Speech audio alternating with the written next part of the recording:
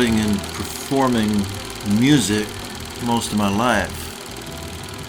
And I've been on the move most of my life. I've tried to stay close to home here in the Twin Cities. But every time I settled in somewhere, something happened to subvert the living situation. And then off I'd go into uncertainty with my gear again. So I guess my home is just the Twin Cities, because that's where I've lived.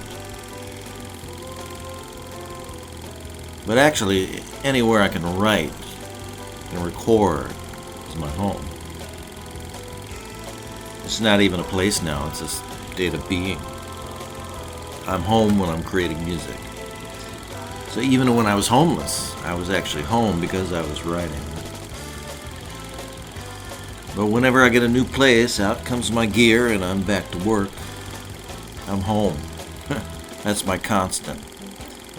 I've just been trying to stay home. And I've been taken on one hell of a journey while trying to stay home. Well, I'm going to stick to the journey and the recordings and tell my story that way. All the who did what to whom and who hurt who, and I'll leave all that for another time.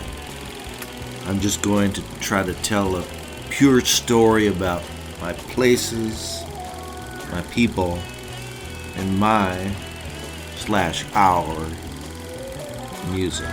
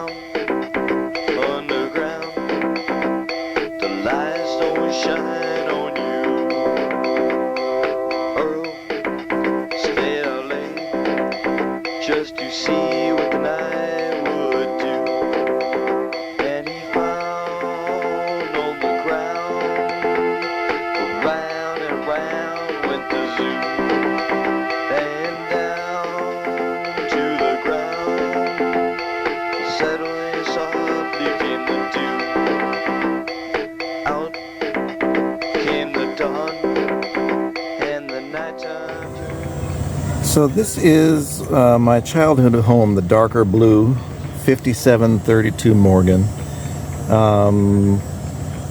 This is the neighborhood where I, grew up until about age just prior to turning 15.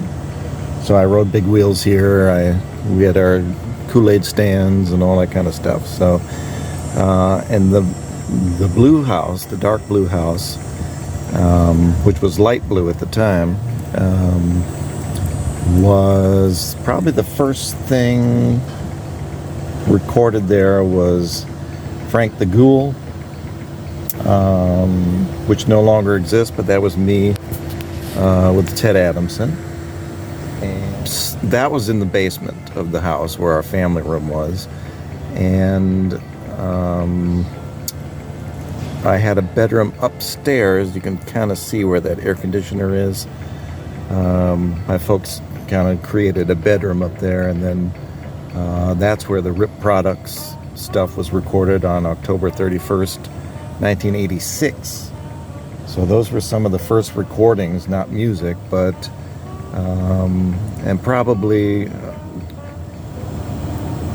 I remember doing it. At some point I moved to the basement, and my folks set up a room down there, and most of the stuff was recorded down in the basement. So the boa constrictor stuff, I remember rehearsing with Pete and Ted down there for 7th grade talent show doing Earl the Earthworm.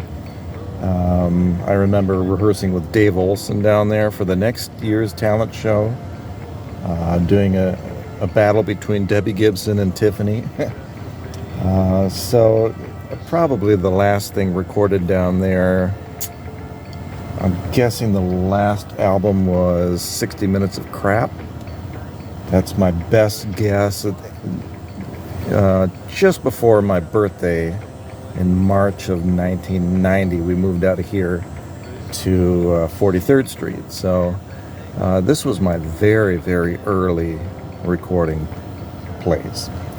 Those two birch trees actually are from our cabin near, well, it's on Lake Minnewawa, near McGregor, Minnesota. And certainly my, late 70s, early 80s memories come from this, much of it from this neighborhood. In fact, across the street was where the Standings lived at 5737 Morgan. So a lot of my time was spent there with Mark and Bob.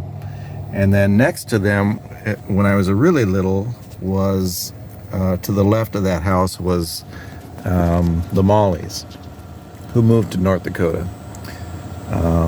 And actually gave me the idea to record, frankly, when we were in North Dakota. I have no idea what year it was, but they recorded, just out of boredom, they recorded a radio show, and that gave me the idea that I could do that. So I brought it back here, and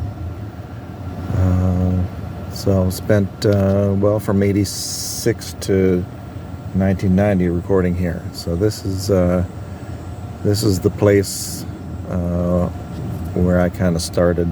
Well, this is the place they brought me after I was born, but this is also the place where I kind of started trying to record some stuff. And the very early recordings were made here in the basement. There was a room next to the downstairs bathroom, if that still exists, and it was kind of on the right side at the back of that house. So that's my first house right there, 5732 Morgan.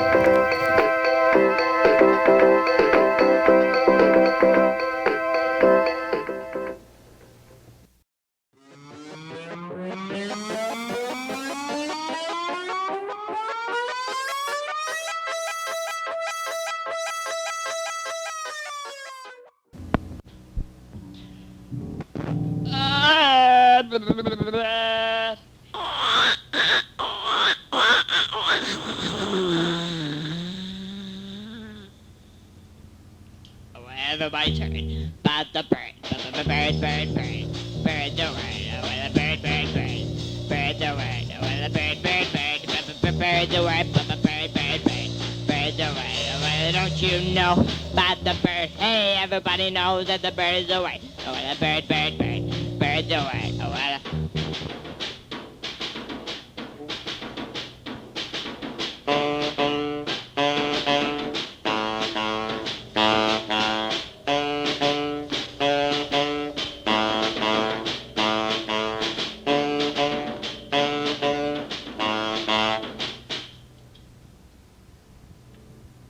Everybody's heard about the bird, bird, bird, bird, bird, the word. All right, I would be remiss if I did not mention 41, 44, 46th Street in South Minneapolis, because this is where River Party, Surfer Bird, Idiotic Intentions, those were, early 87, mid 87. I'm sure I've been coming here since maybe 82 or 83, but by 87 we decided, we had a band, Bum Supply, and we were going to get together and record at this place. This was Ted Adamson's parents' house. And in 88, I believe, at some point his mom moved out and went to a different house, and up the river a little ways, up the river road, and we recorded there too. But a lot of my memories were from here. River Party 2. Probably the last thing that I recorded with Ted and Peter was some of the stuff on 60 Minutes of Crap, and that would have been January 1990. So that would have been, I'm pretty sure that was at this house. So that would have been the last thing I ever recorded here. So when I was a kid, I'm sure I just came here to play, but about 86, 87, we started getting real serious. But these are pretty good memories from this place. So I'm almost positive this is it. So Ted Adamson's parents' house, South Minneapolis. Arguments they couldn't care less. Well, there's two sides to a coin, and two sides to an argument. One side won't see the other, then their point of view will always be bent. Just open your mind now, let it.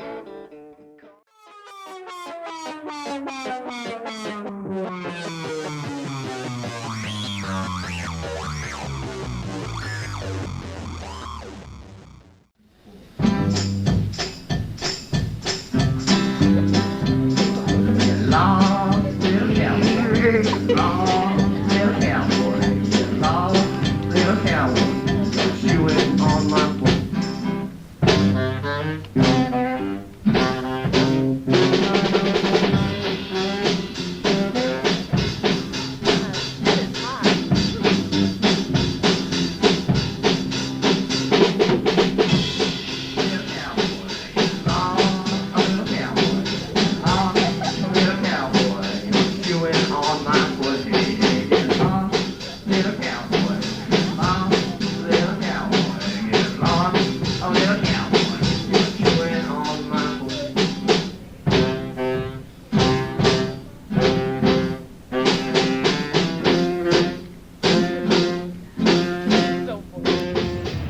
And just a quick shout out to the Minnehaha Academy South Campus. This is what's called the lower school, and in grades, I don't know, K through, I don't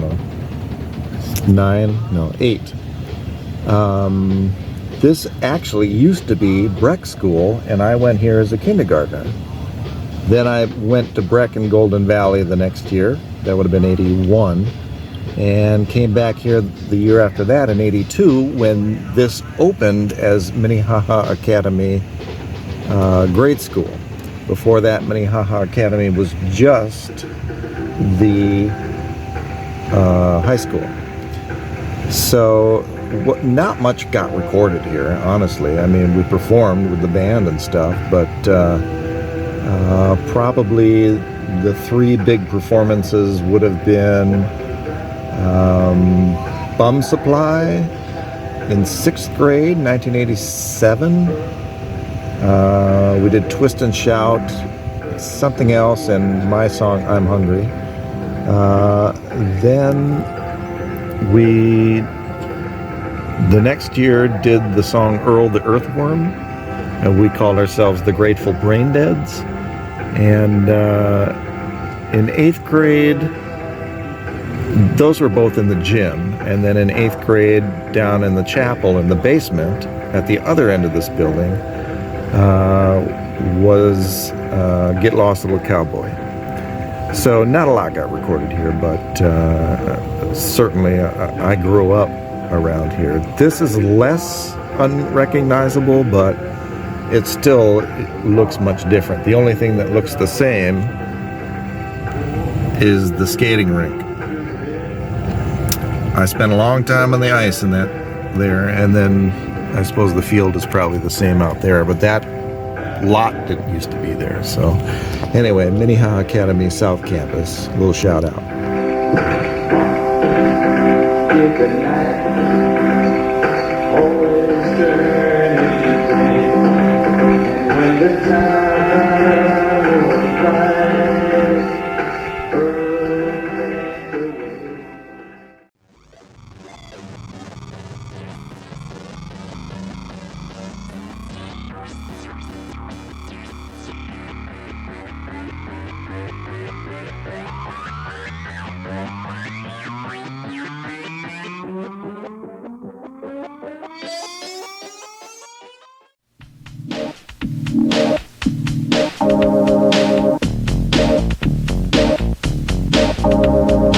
Listen there now, baby, I'll tell you something that's true.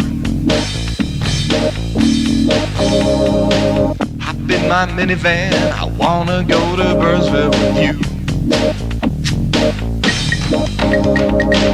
Everybody's going to Burnsville.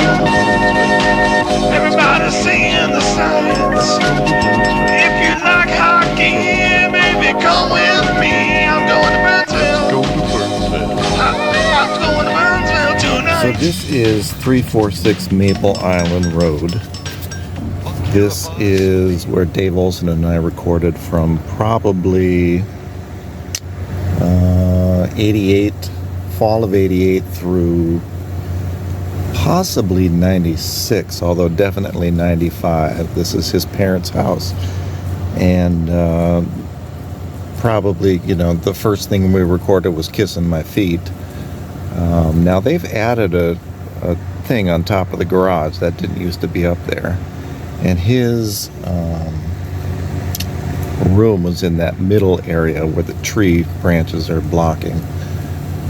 So we recorded up there, and we also recorded down in their basement. The Recessions was recorded down there. We recorded Hockey Master down there. And then later we recorded some stuff up in his room after that too. So this was, I think the last thing we recorded was Lovely Bride here in 94, the first version of it. So this was, I hung out here a lot and recorded a lot of stuff with Dave and Pete and Jersig. In fact, Dave's graduation party was in that driveway, and Peter's band played. I don't know if they were called Pete at the time, P-E-A-T, but certainly there was a lot of music made here in the basement and upstairs. They even had a rave in the basement and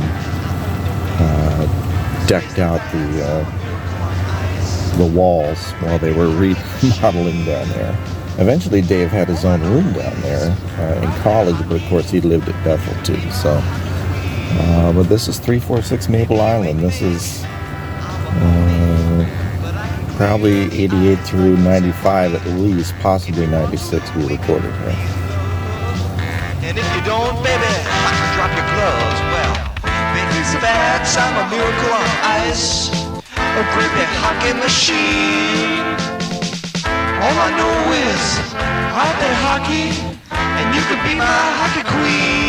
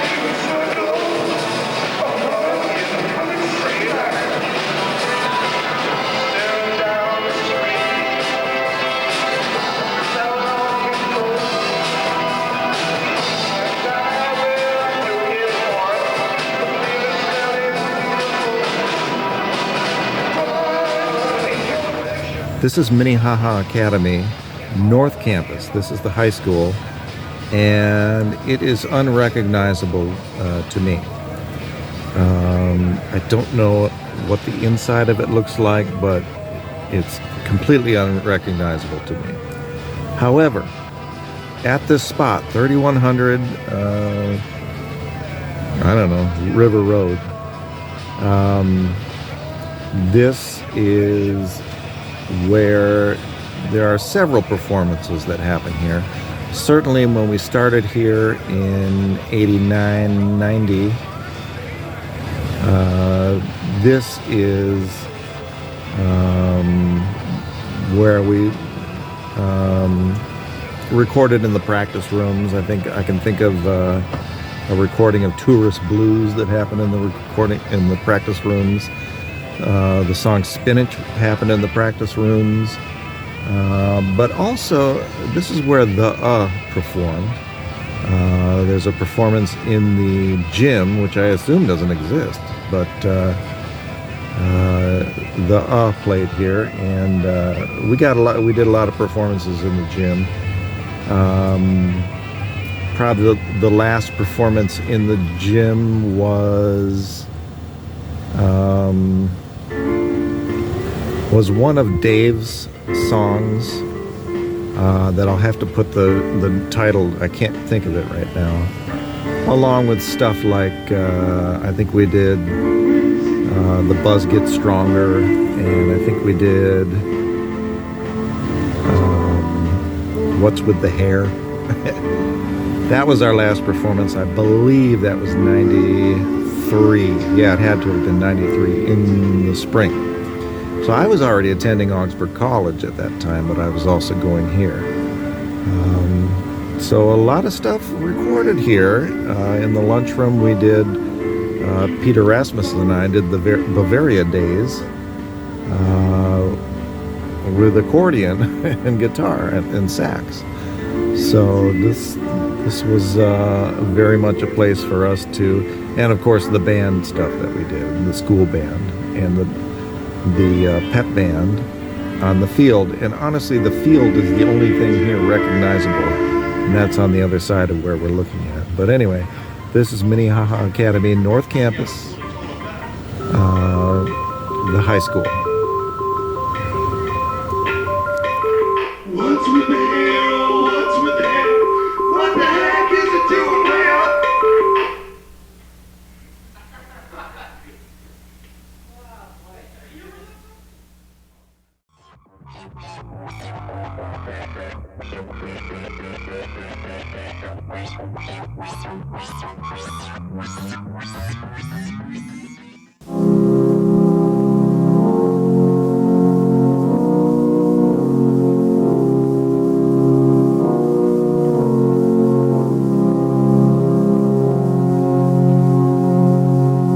In the cool night air, walking hand in hand, you're my angel from up above.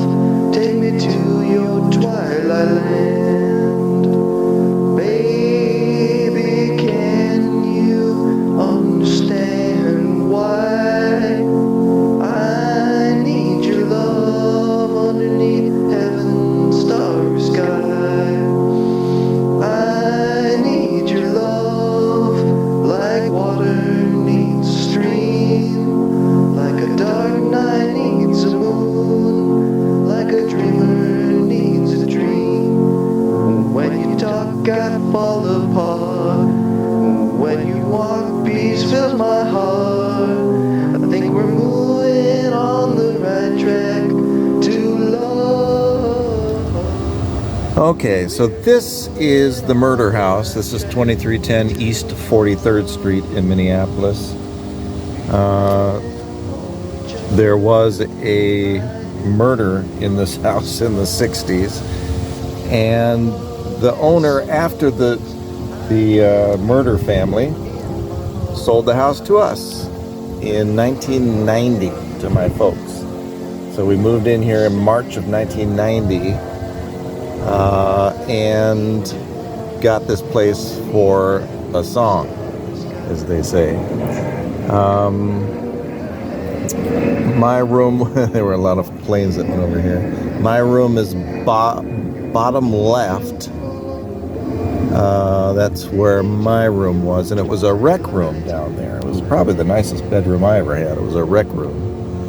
And fireplace, and it was a beautiful big room down there. And my next door neighbor Kim's house, and I think her sister still lives there because they still have the same green bench out there.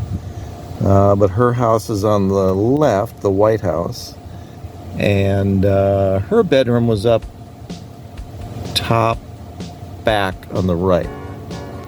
So she would usually walk through when she got home and look in my window to see if I was down there, and then we'd chat if I was. Probably the first thing that was recorded here was Land of the Warheads. And I think the last thing recorded here was Wop Wop Wahoo in 1996. So in between there, Trinopolis, Floorpan, Gloved Rabbit. I'm just trying to think of stuff that was recorded in this house. Model airplane. A lot of stuff got recorded here. In addition to the Pete and Dave and Jursic stuff that was also recorded here. Now, we lived 3 or 4 blocks from my grandparents, who lived down there across from the tennis court. So we'll kind of drive down there. We'll check once we get to the end. I grew up playing in this park.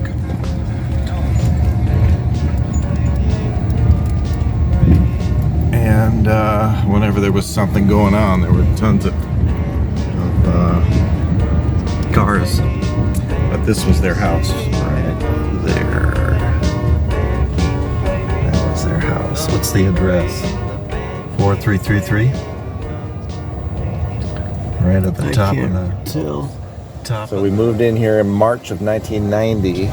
2310 East 43rd Street is right here for you.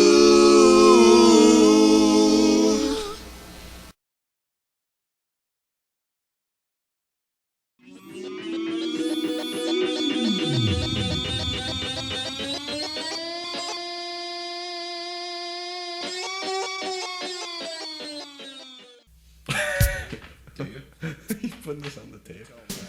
No. Sure. You recording this?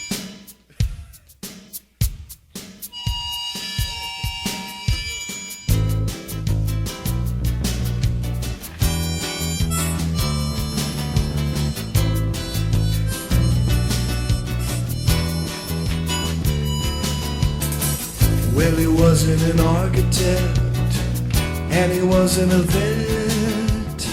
He never finished high school. He wasn't no one's dad.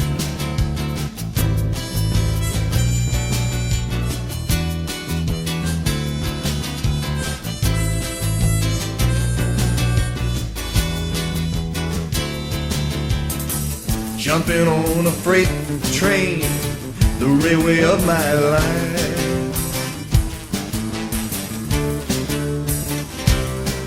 Jackknife. All right, this is the home of Peter Rasmussen's parents. I don't know if it still is, but it was. And I believe, I could be wrong, but I think the first thing ever recorded here by Pete was Riv Radio, in conjunction with Riverside Products. Hi, I'm Peter. My friend here, Nate, is here. Good morning, boys and germs. Fine, anyway. 6 o'clock, this is Station RIP in association with Riverside, where Haiti U comes first. This morning, we will start the news sponsored by Rib with a large selection of family albums, including the Tuckas and Potiphar's located at your local sewer. I was not here in '87 doing that, but I was on the board of trustees at Riverside Products. So I was one of the people that okayed the program. It's all just sort of silly, but anyway, I think I wasn't invited here until 1991. Pete had been to my house and over at my cabin and all kinds of stuff. So I kind of started joking with him. Like, when are you going to invite me over to your house? So in 91, we recorded Smoke in the Yard. I believe I was over here for the Narnia soundtrack.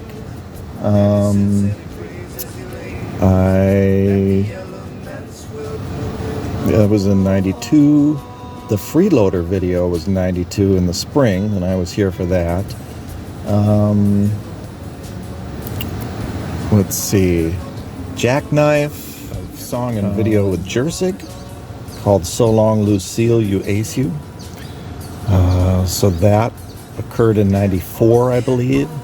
And I think the last thing we recorded here was in 1995, and that was Cake. And there was a video with Cake as well. So I believe 1995 was it, and then we recorded exclusively at Bethel after, I think, the summer of 95. But this is Pete Rasmussen's 2364 17th Avenue or Street, I'm not sure.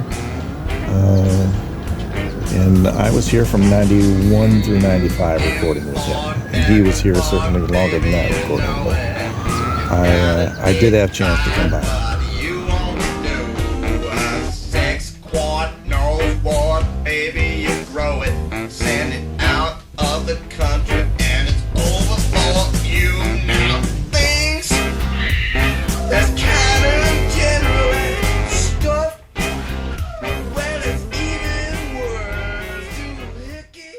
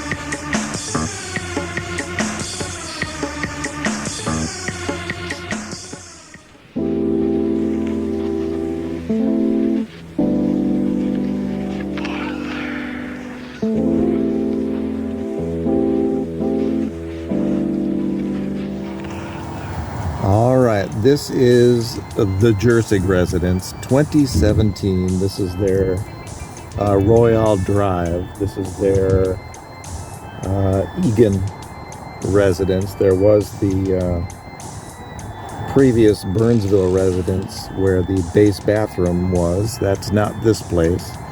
This place is where the infamous Butler video was recorded. In fact, the Ford Tempo was parked right there where that street light is, because it got dark and we didn't have enough light, so we're like, pull it over by the street light. But this is where it happened. The cars in that video cruised up this road, so you can kind of see where that happened. I think the first thing we recorded here, we didn't record a lot here, but I think we recorded A Cloud. He had a room in the basement where he had computers and stuff. We recorded A Cloud. Probably the last thing was something, I think it was called What About Us? But this is the Jersig residence. Hello.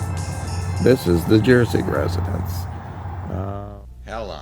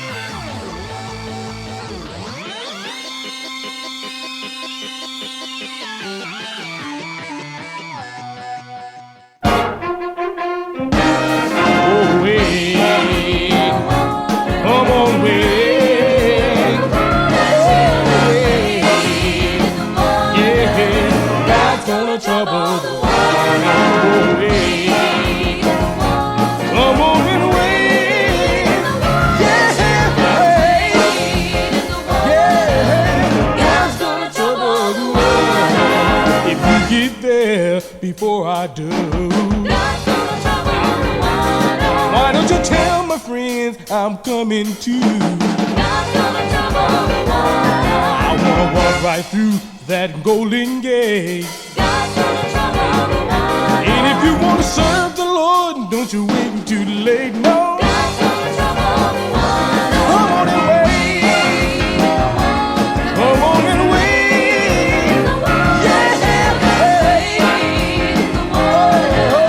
God's gonna trouble the world. Okay, so this is Augsburg College. This is the Music Building and Saturn Auditorium. This was the hub of where we hung out, learned, performed. My first introduction to this place was January of '93. My sax teacher, Mark Henderson, was buddies with Bob Stack, who was working with Greg Lewis to put together the Gospel Praise show. And so Bob wanted me, after talking to Mark Henderson, to be part of that, so I got to do that. They had just started. Greg Lewis was still writing the charts, so he'd come in and rehearse the group. So that's before I knew Dylan and Sammy and Jason and all those guys. And that was the Ear Train group. Now, Ear Train did record here. Ear Train recorded Christmas album in the band room. I usually set up shop at Christmas time in the band room because everything was closed, but we had keys to it because we were special. And so that was recorded in the band room. How We Did It in D Minor was recorded in the band room. Lots of pieces of songs during the 90s were recorded in the practice rooms and so on. And where it says 2200 over there, that was Saturn Auditorium. I don't know if it still is, but that's where my junior and senior recital were performed and recorded. And yes, we did live at Lee Saturn's house after here. So this was the hub. This is where, I mean, we couldn't get away from it. Every time we left, we had to come back. So we ended up kind of living here in this building. Now, across the way, if we go over here, I'll pan to, this is where the food is. But on the right side, where those windows are, that used to be called Cooper's Attic. And that was Ear Train's first performance in Cooper's Attic. So we performed Pat My Baby there. We performed Staying Alive for the first time, everything. So that was just one performance, but we did perform there. We also performed upstairs. I did some sort of a reading of some sort of poetry, and Dilly and Jason performed behind me. So that happened. And we'll move over now to the dorms. Here we go. Okay, so this is the original Augsburg dorms. This is Ernest, which is the freshman dorms, and Mortensen, which is for everybody else, I guess.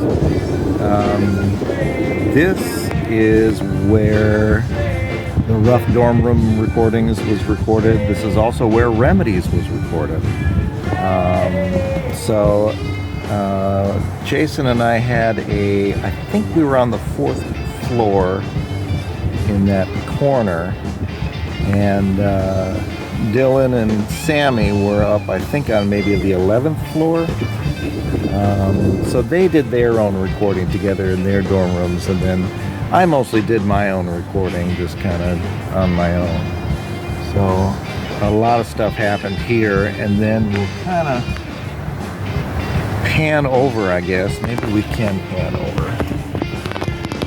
And this is Anderson, the dorm room, and in that little alcove, which you can't really tell because of this angle, but that was Ear Train's final performance, and we'll drive over there. Okay, so here it is, Anderson Hall. It's kind of hard to see because this tree is much bigger now, but on top of where that ridge is by the building, that's where Ear Train's last performance was for Case Day, 1997, I guess. With, I believe Gene Adams sat in with us. So that was the final performance area. And as you can see, I don't know if I can pan back here, it's not very far from where the towers are.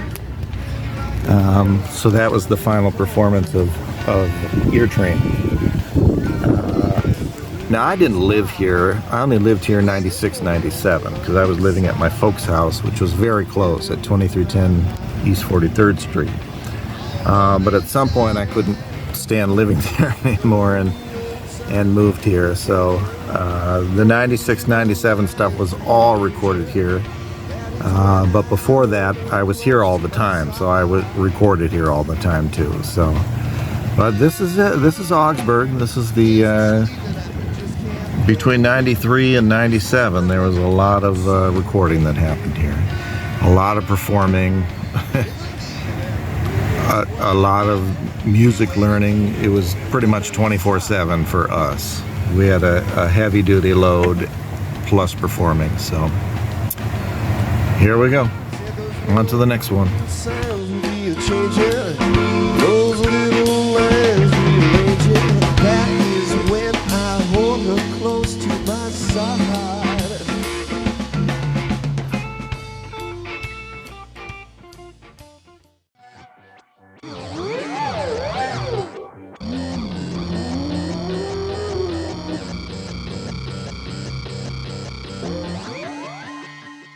Not like that, but just like.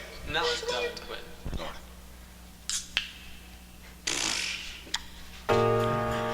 Coors Light, the beer that makes all things possible.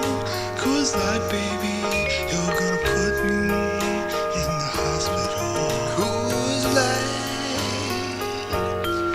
you're the right beer now. I'll love you, baby, if you'll allow. Coors Light, Coors Light, let the good times roll the hell along. Damn it, let's let 'em roll. After all this, So this is Getch Hall at Bethel. Dave Olson lived here, and we recorded Coors Light, the Jello song. Those are the two I can remember. This is the Freshman Hall. So this was the first year that he was here. That would have been 93, 94. And then we'll cruise over to Nelson Hall. Now for Nelson Hall, this is where Pete and Dave had a place. Pete did first, but Dave did also.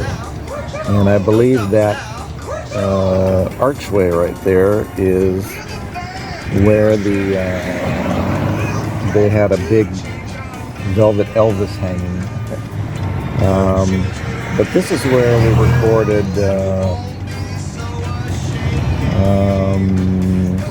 Juicy Fruit. There was oh gosh,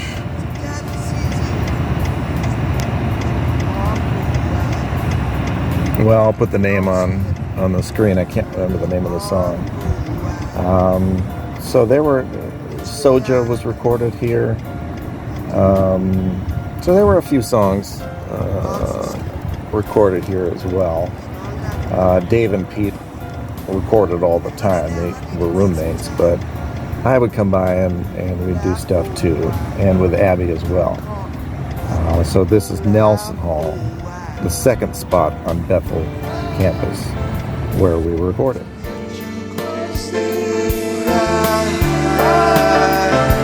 Cry with me,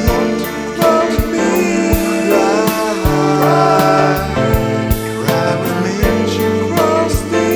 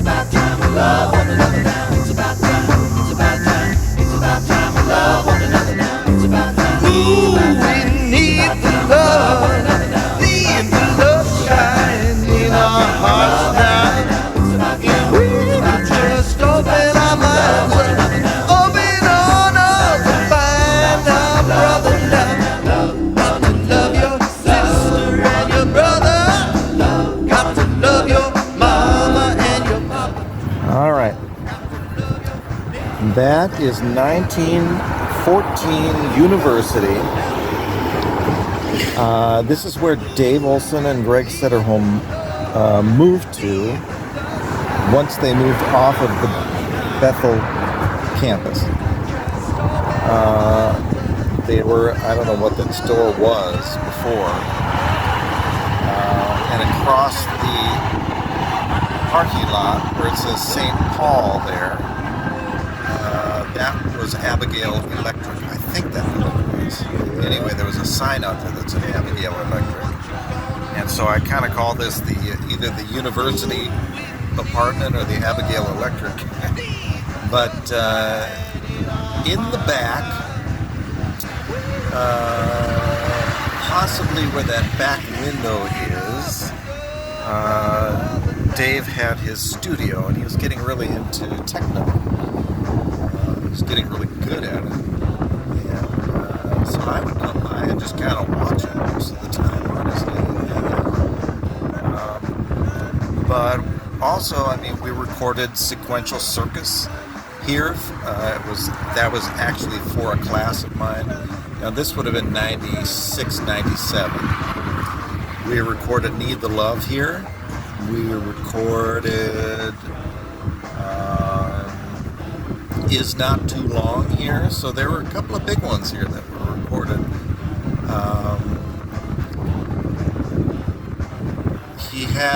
It was a very small room with a lot of keyboards in it. And carpet on the walls and the ceiling and everywhere.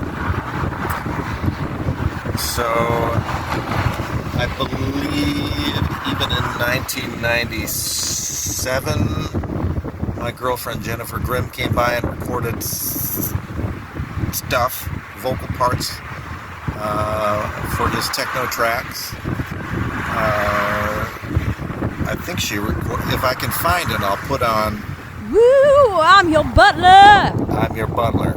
Yeah. Woo, I'm your butler. Jenny was quite nice to do that kind of stuff. So this was pretty short-lived. I tried to hang out here as much as I could because it was kind of a cool place and it was off campus. So I liked it. I thought it was a lot of fun, but didn't do a lot of recording really with Dave here. But this is the University Avenue. Abigail Electric. Upstairs apartment. A lizard takes his rest. The sun is hot and the road is wide. A chicken crosses to the other side. 1,000 years is not too long. Time itself is completely strong. I've got a feeling of rolling wine, that in the darkness that laugh is mine.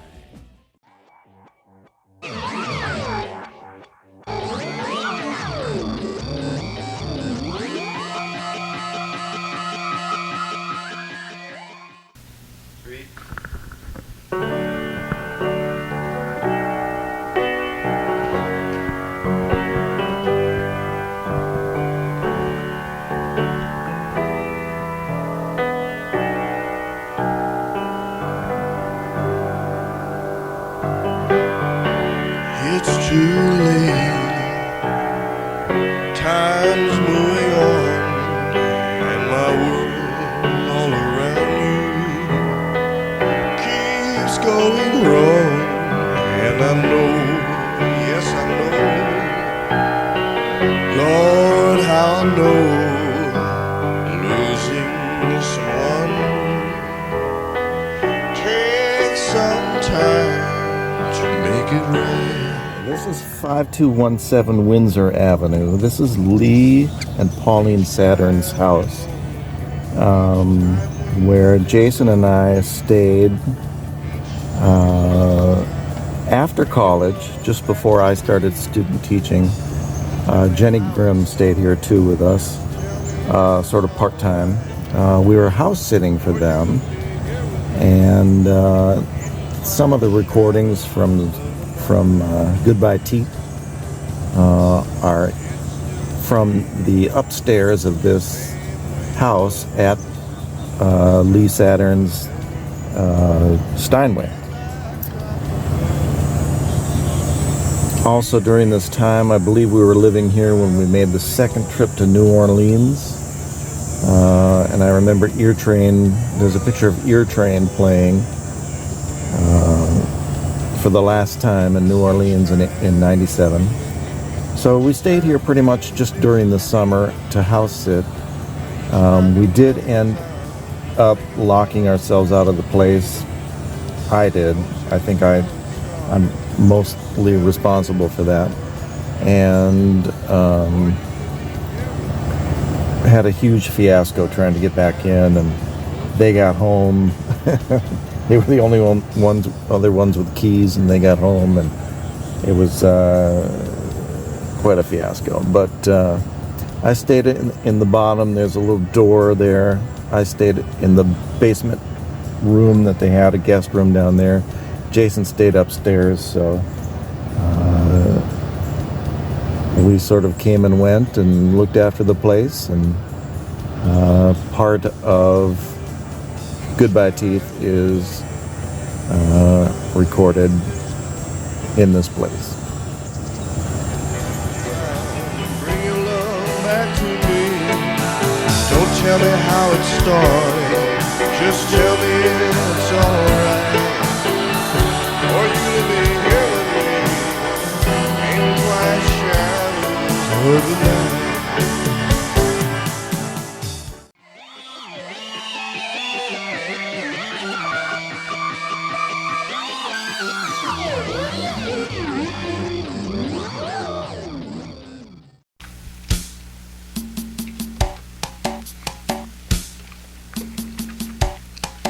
Dear Lord, I am a good man with a lot of pain in my heart. Traveling with this 5-piece band through the upper Midwest and my heart. Hooked on nicotine. We travel scared, Lord, with our minds in our pockets and sweaty shoes in our cars. And they say someday we'll look back on our lives. Somehow slowly then we'll realize changing seasons, changing days, nothing lasts outer space. Spinning with you on this Pleiadians. Okay, this one's kind of hard to see, but this is 1495 Bavarian Shores Drive. This is the house my parents moved into in, I believe it was 1995. I remember loading the last bunch of, taking the last loads here the day Green Bay won the Super Bowl in the 90s. So it was, in fact, I was here when all these pine trees were planted, and now they're huge. But that was the idea, the privacy. So that's why it's so hard to see. It's right on Bavaria Lake. My folks sold their house on 23rd Street and the cabin to get this place. My mom and dad planted that garden there too.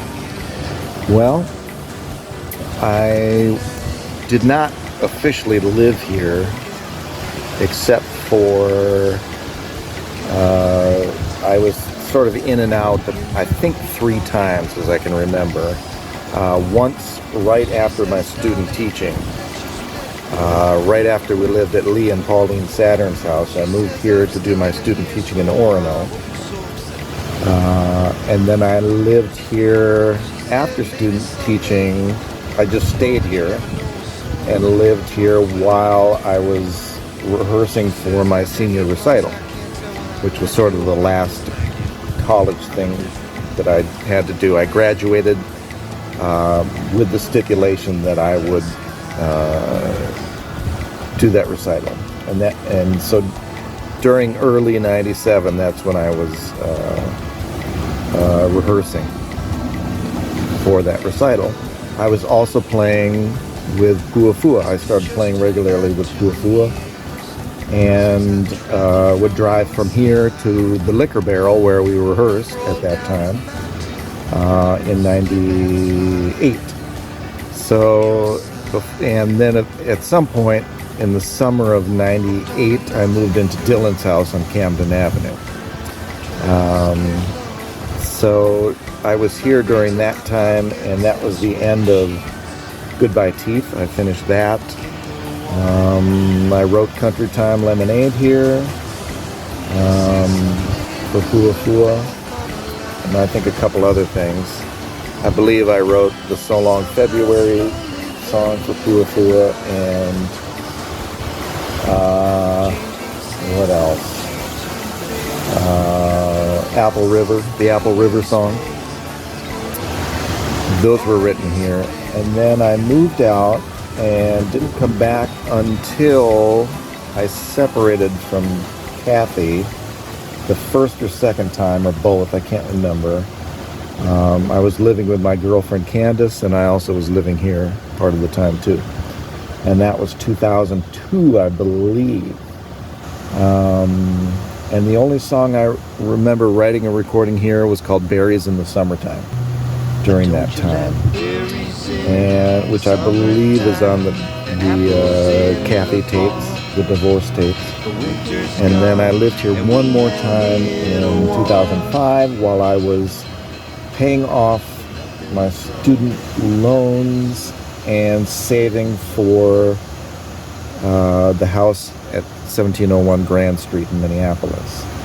So I was saving money by living here, and I don't think I recorded anything during that period. You could just barely make out where the house is, and that's sort of the idea. There's from here it goes down and down again to the lake, and I put in the road down to the lake. It was flagstone, heavy flagstone. I did that while I was student teaching, and so this is sort of the final house, my parents' final house that I lived in. I believe they moved out of here around 2015, and so they lived here about 20 years. And I certainly have, this is where my wedding was, to Jill. And certainly remember parties with the Standings and the Mollies, and stuff like that happened here too. It was a good place to do that. So this is 1495 Bavarian Shores Drive. So you're through, you're through. You've been hurt enough by your drink, just a drink, just a drink you paid for.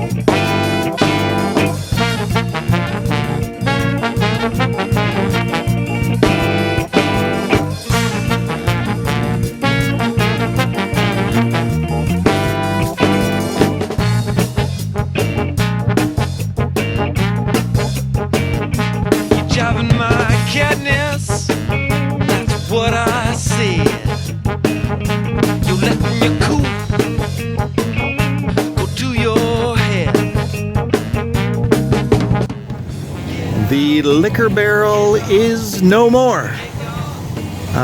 This is France and Old Shakopee Road. And right about where it says Point, but back, because there was a parking lot where that building is, back a little ways is where the Liquor Barrel was. The Liquor Barrel was the second jam spot of Puafua. When Puafua started, and I was there at the beginning in '97, the jam spot was at Jay Lesmeister's house in South Minneapolis. Somewhere in '98, early '98, the guys decided they better get serious, and they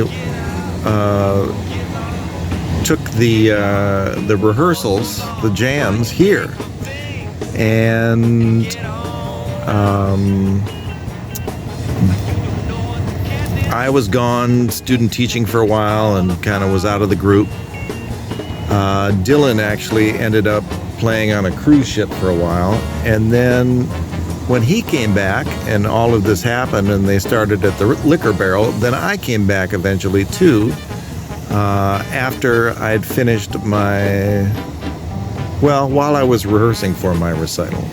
I was living at 1495 Bavarian Shores Drive with my folks. I just finished student teaching and agreed to jam with the guys again. And so this is the spot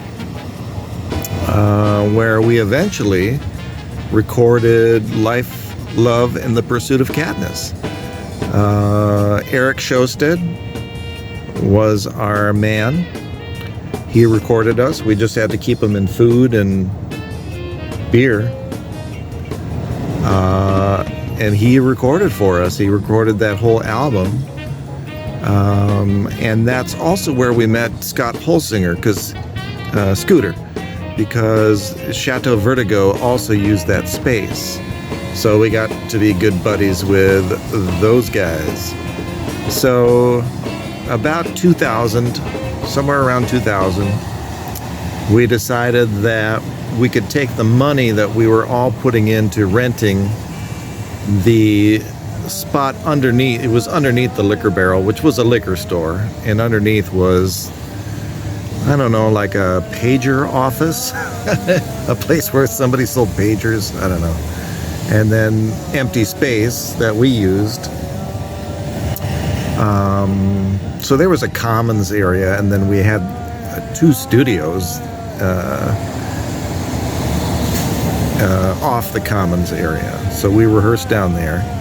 At some point, 2000, we said, okay, let's take the money that we're putting in there and just save it. Forget us paying in. We're making enough now on gigs. We can put the money toward a studio recording. And so that's when we moved the rehearsals to the Vox Medusa House, 2900 Newton, which was where Casey and I were living, and Aaron Storr, I think, was living there too, among other people. There was a whole list of people living there.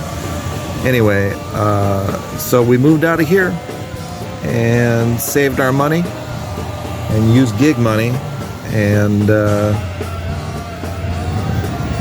somewhere before we moved out, we actually honestly started recording Boosh. We didn't know it was called Boosh, but we started, there were some recordings here that were lost after the Pursuit of Katniss stuff. Lost to the ages. But anyway, this was where the Liquor Barrel is. This, where it says Point, that's where the Liquor Barrel parking lot was, and then behind that is where the Liquor Barrel was. And I'll just pan over here. This was the McDonald's we went to. It's all boarded up now. Down there where it says Planet Fitness, that's where our video store was. And of course the Liquor Barrel was where we got our liquor. So, and we also had nearby, I don't know if I can show this even, Cub Foods. So we could even go get groceries. It was a nice spot. It was the kind of spot where you just want to, you know, it was worth being here. But this was the Liquor Barrel. This is Bloomington, I believe. France and Old Shakopee. Standing on the shore of your life, standing on the shore of your life, standing on the shore of your life, standing on the shore of your life.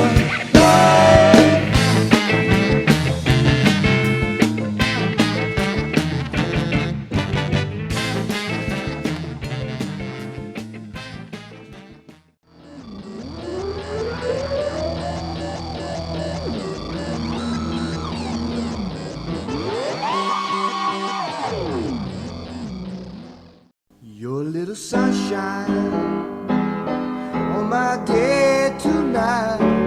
Your little sunshine in my heart tonight. It's gonna be a bright sunny day when I see you tonight. No matter how I feel, you're a sunny day, and I guess that makes this whole thing alright. Your little moonlight on the lake tonight. Your little starlight for me tonight. It's gonna be a bright sunny day when I see you tonight. No matter how I feel, you're a sunny day, and I guess that makes this whole thing alright. Okay, now this is 4622 Camden. This is the Camden House. When we graduated college, while I was student teaching and stuff, Dylan got a job working for his brother-in-law, building houses, and he bought this house. And when I had finished my senior recital and was living at the Bavarian Shores Drive house at my parents' house, I was playing with Puafua, and at some point Dylan said to me, why don't you just move in to my house and pay me $300 a month for rent? And so I did. So there was a lot of music that happened here. In fact, well, let's see, this was the Puafua headquarters for some time. And we didn't actually rehearse here, but there is a picture of us just before our first performance at First Avenue in the dining room, just kind of, you know, quick rehearsal before we left. But so that was fall of 98 through early 2000. I lived here, and then I moved to Newton Avenue.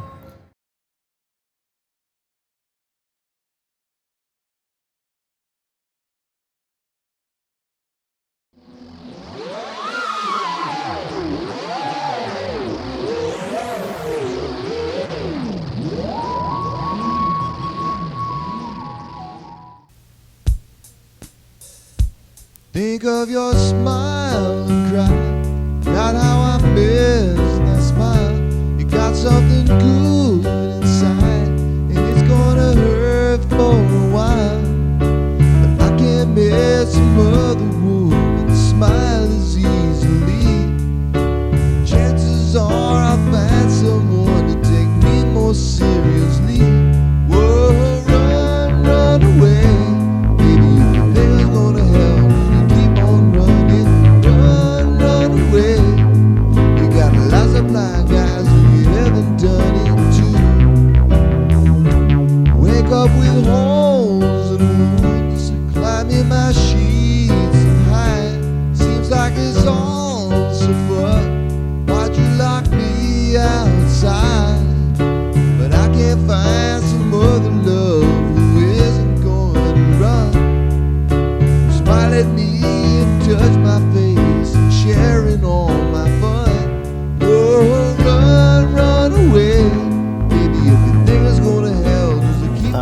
This is 2900 Newton. This is the Vox Medusa house. When Puafua was, when we were preparing our CD release party at First Avenue, we did it with Vox Medusa. Casey Kaseheimer, drummer, vocals, etc. for Puafua, Life, Love, and the Pursuit of Katniss. And I want to thank my guests for coming in, Vox Medusa, Ricochet Kitchen, Thank you Kristen for having Freya, us. Paul Von Savage, Anna Ploker, Casey Kaseheimer, and Matt Freeling. We'll see you Saturday night at First Avenue. Doors open at 6, and the show concludes at 9:30. And Dylan and Casey and I think, were the people. We came to this house where Paul Von Savage and Anna Ploker, I think her name is, were living. Well, fast forward a ways, and Casey Kaseheimer ended up renting this house. And in the early 2000s, I moved out of the Camden house and moved here. Now, this is where Puafua was rehearsing. We had decided to, since we were all paying in to rehearse at the Liquor Barrel, we decided since we had plenty of room in this house, I think we had about, 4 or 5 roommates. But since there was plenty of room in this house, we were able to rehearse here and then save money because this is where we started to plan the Boosh album. As a matter of fact, where that garage, let me see, maybe there isn't a garage there anymore, but there used to be a garage driveway down into a garage, kind of where that green bin is.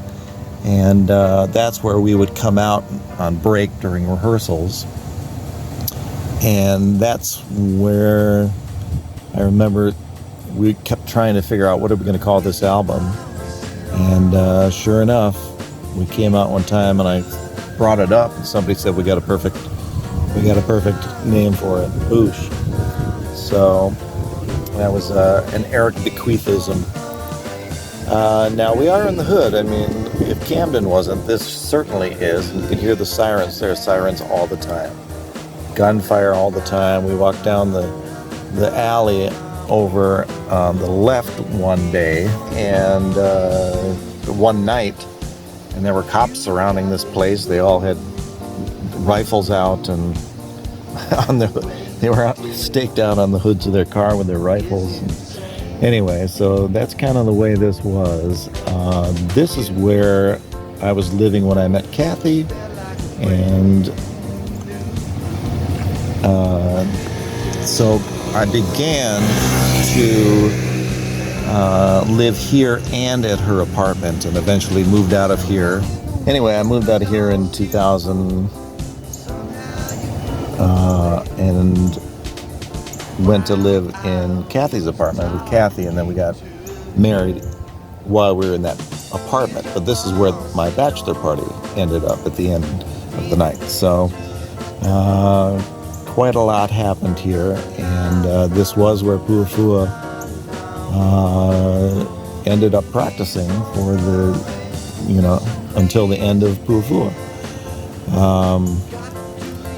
So this is the Vox Medusa 2900 Newton house in North Minneapolis.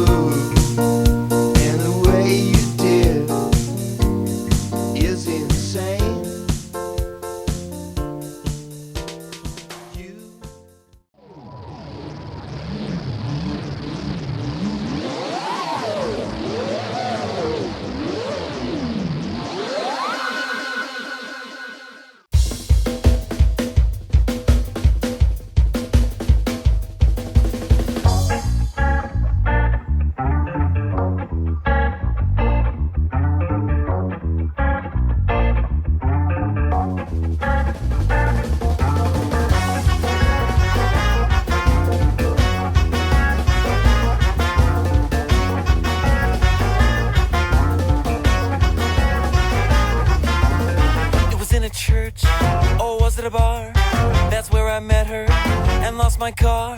She said, I love you, but I can never love you. The band keeps playing, the nuns keep praying. The band keeps playing, the nuns keep praying. The band keeps praying, the nuns keep playing. The band keeps saying, that nun's the happening thing. The night was dark, she walked me home. I was too drunk to walk alone. She said, I love you, but I can never love you. The band keeps playing. Okay, so this is ambient sound. It's an old fire station, and this is where Boosh was recorded. Puafua's Boosh.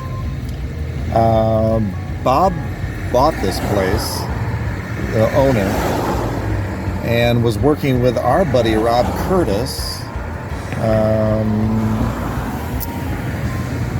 very briefly until they kind of came to an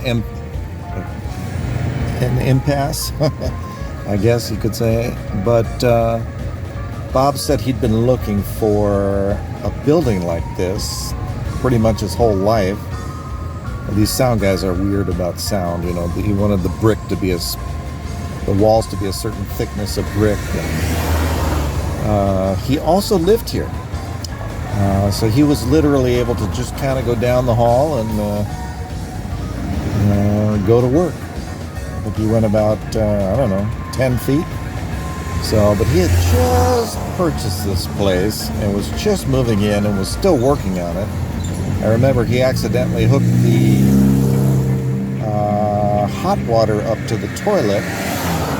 So we had the warm water toilet or the hot water toilet, and that was kind of part of the impetus behind the song Hot Poop, which came out after the Boosh recording. So the entire Boosh album was recorded here. Rob Curtis left and went somewhere else, and we went with him and mixed it down.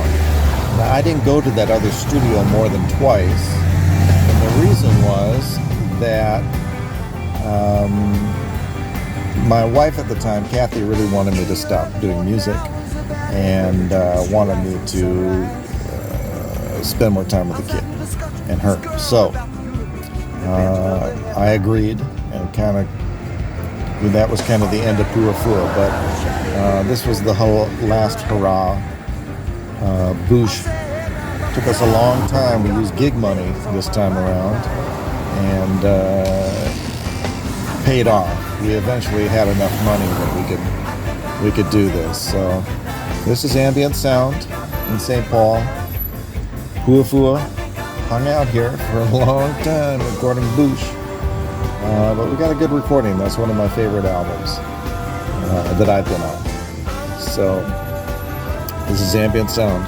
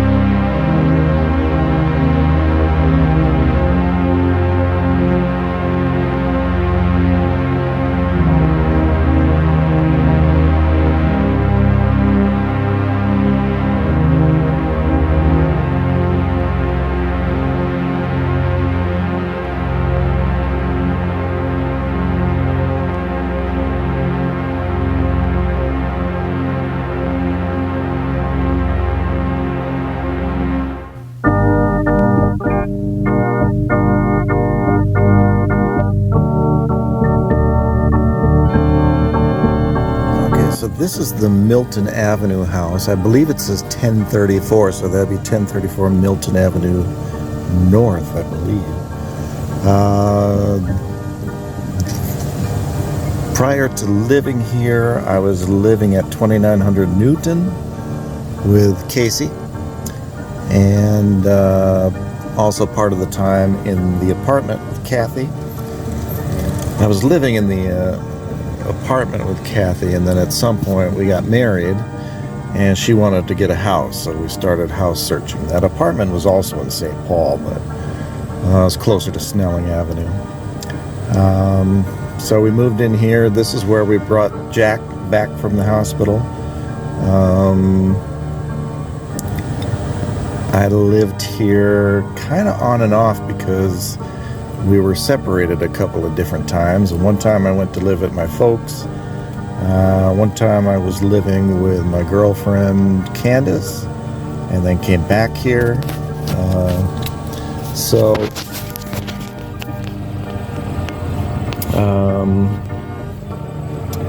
This pretty much was the death knell for Puafua. Not that I was the only one who couldn't do the band anymore, but this was... I didn't do much music here. It was frowned upon pretty heavily. The very last time I lived here, I kind of said, look, I'm going to do this. And that's when we started the band Spry. So I was living here and then also going over to the Camden house to do the Spry stuff. I believe I wrote part of Thwarted Monster here. I'm sure a couple of the other things. I first had my music room in the basement, and that was too far away. I wasn't able to... It was too far away for Kathy, so I moved it up into the... there was a little tiny room, and I moved it there off of the dining room, and that also was not a good spot to do music, so there wasn't a lot of music done here. But certainly some of the Spry stuff was written here, and I think I moved out in '02 and back to the Campton house. So this is the Milton house. I believe it is 1034. And I lived here with Kat.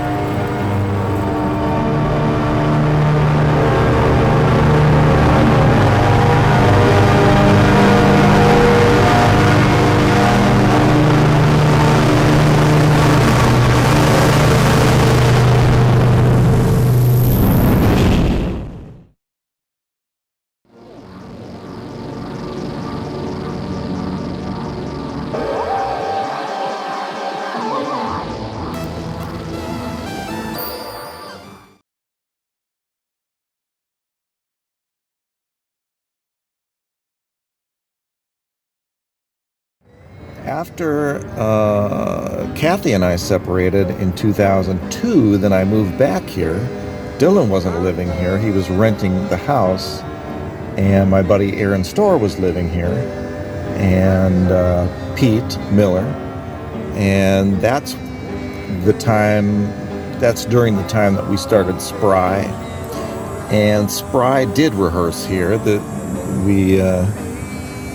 We had the service door on the left there that we loaded in and out of, and this Spry actually performed on that porch one time for National Night Out in August. And the first time I was here is when I recorded the album Camden.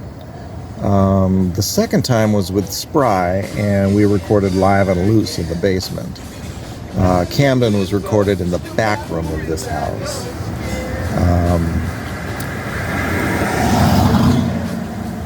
Beyond that, at some point in '04, I moved out of here and went to the Priscilla Street house. And that was when Gold Standard started, and Gold Standard actually rehearsed here to begin with too. So this was a pretty heavily musicked area or house for a while.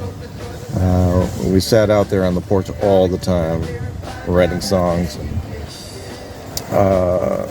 I did live here for about a month in 2005 before I bought the Grand Street house. I kind of bounced around for about 6 months, and 1 month was here before Dylan sold it. It was sitting empty, and so he wanted to have somebody in here. So a lot of Puafua and Spry and even gold standard musical history happened right here at the Camden House, 4622 Camden. Pray like a nun that you don't get skin cancer, yeah. You gotta look good, but you still gotta worry about your skin.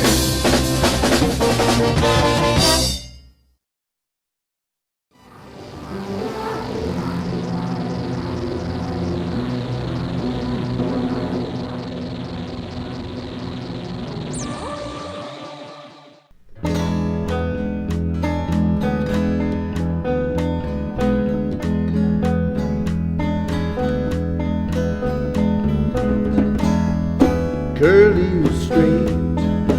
Sometimes I couldn't wait to be surprised.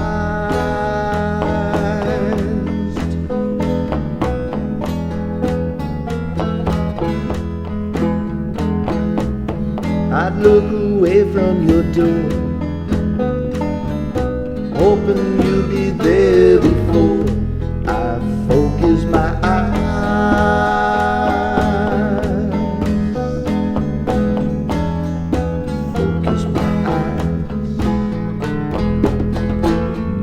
Cold in December, I would think of your smile. All alone in the darkness, I would think of you for a while. Okay, so this is 2309 Priscilla Street in St. Paul. At some point in 2000, late 2003 or early 2004, I don't quite remember honestly, I was living at the Camden House, and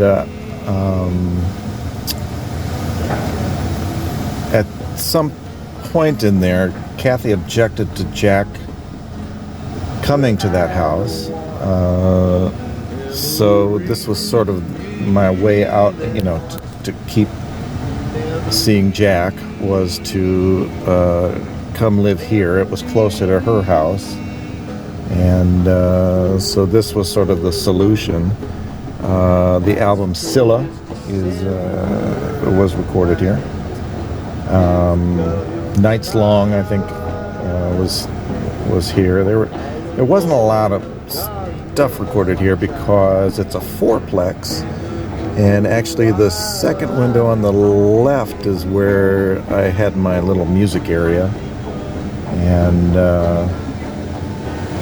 really some of what I began doing here was transferring stuff from tape, music that I had recorded from tape, to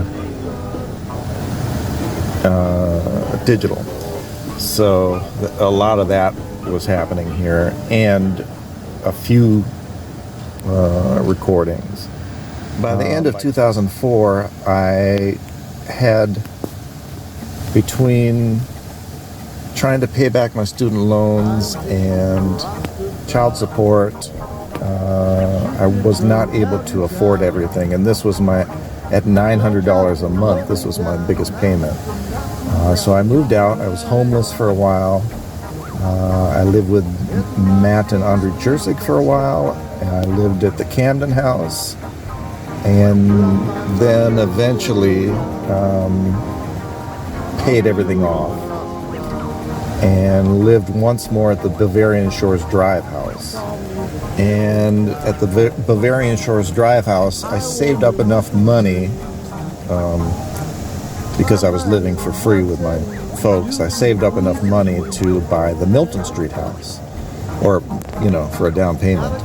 And so it was sort of between here and the Milton Street house. There was, I lived in my truck. I kind of lived at different places, and at some point in there met Jill and bought that house. So between 04 and 05, that was a pretty tumultuous time. And that's saying a lot considering the tumultuous time that was before it. But this was a nice little place. I wish I could have stayed here longer. What job I can, changing my plans as I choose. As long as I keep happy, I can lose. Till I find my place, there's no doubt. I'll be rolling roundabout. I'll be rolling roundabout. Rolling roundabout.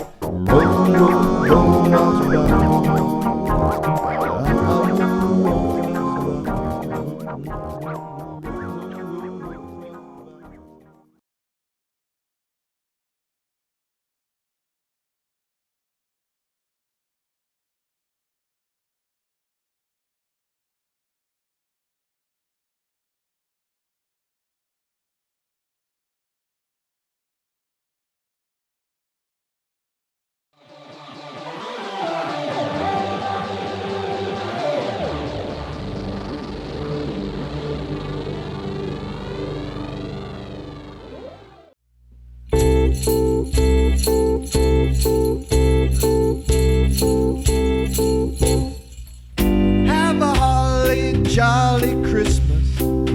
It's the best time of the year. I don't know if there'll be snow, but have a cup of cheer. Have a holly jolly Christmas. And when you walk down the street, Say hello to friends you know and everyone you meet. Hey ho, the mistletoe hung where you can see. Somebody waits for you. Kiss him once for me. have a holly jolly Christmas. And in case you didn't hear, oh by golly, have a holly jolly Christmas this year.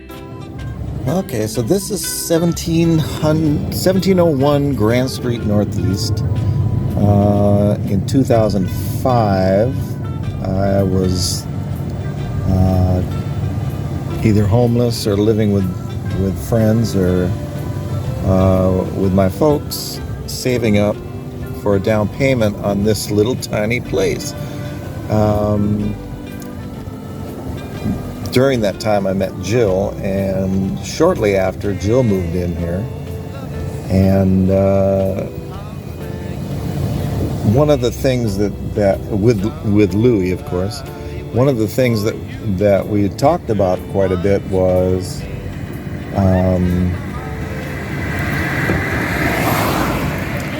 let's do something, let's do a little something special for all our friends and family. And this is where we recorded 1701 Grand Christmas. So there used to be a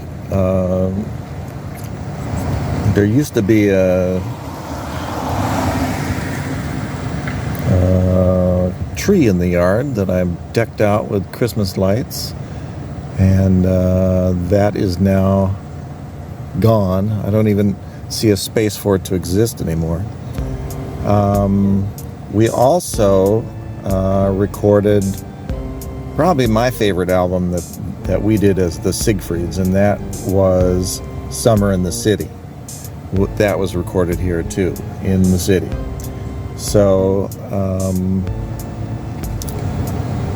I think Jill moved in August of 2004. 5.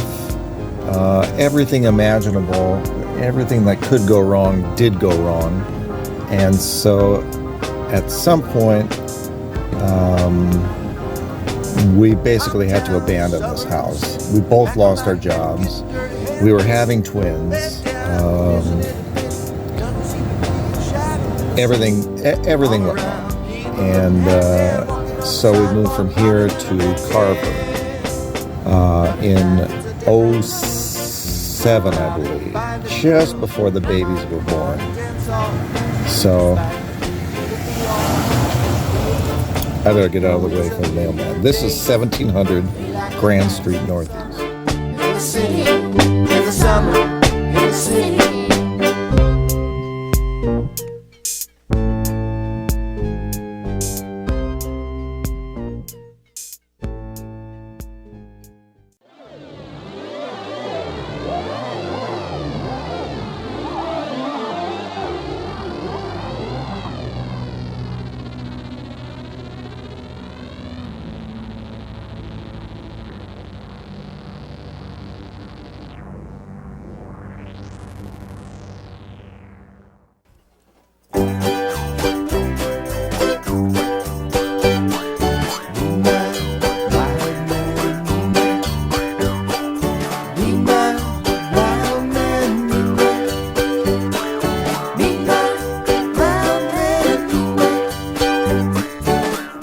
Some say he's just a fool. Oh man, he's too old school. In a rocking chair on the porch he sits until the inspiration hits, and then it's time to meet my old man, meet my old man, meet my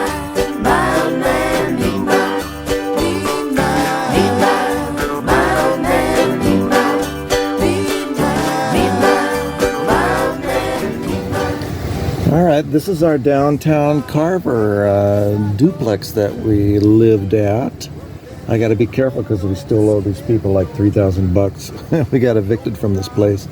This is the historic blacksmith shop.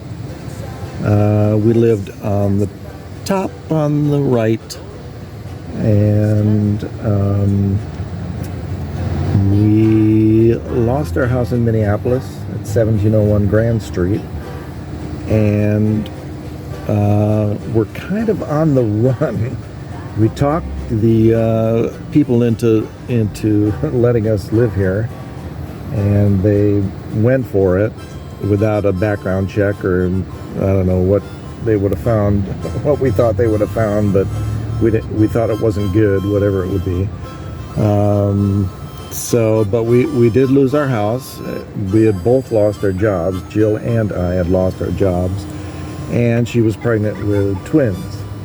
As a matter of fact, where that roadwork sign is about where she went into labor with the boys, and it was during steamboat days during the parade, and she was sitting there, and the lady next to her asked her if she was in labor. And she said, "I think I might be." I was upstairs,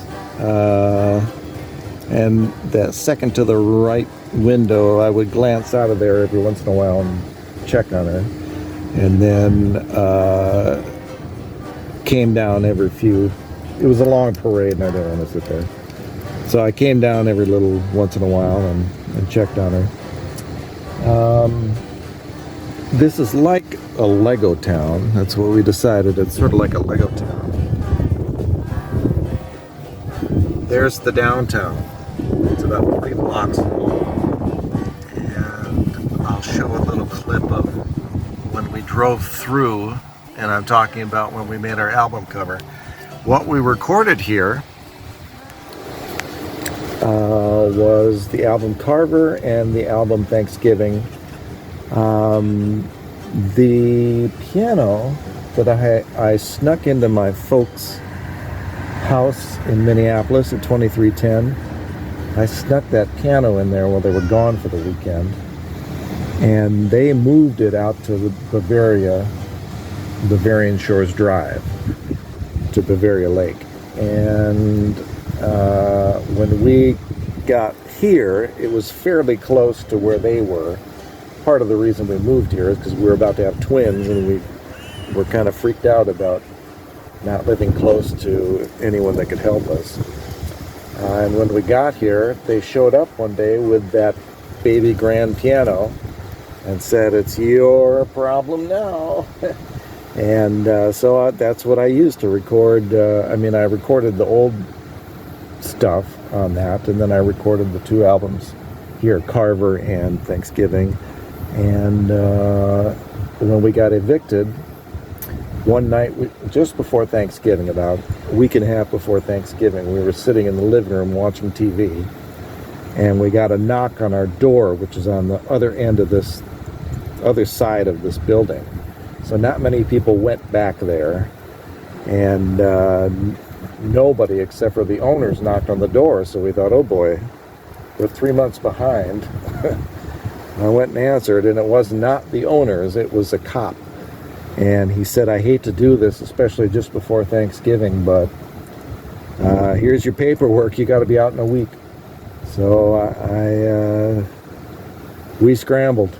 We found the Hamburg house, and we kind of got lucky. So, but this is the place that we brought the twins back to after their 2-week stay. Augie stayed 1 week. Marty stayed 2 weeks in the hospital. We brought them back here, and on our way home with Marty and Augie, the day we got him out, Marty out of the hospital finally, we stopped at the airport and picked up Jill's mom, and she helped us considerably for a good couple weeks, I would say. But that second to the right window, I believe, was our bedroom, and Jill was in there for about a month. They made her stay on bed rest, and then she was in there a lot longer after that with 2 babies in bed. But we got through it, and got evicted from this place, and ended up in Hamburg for about 6 months. So this is the historic Carver Blacksmith Shop.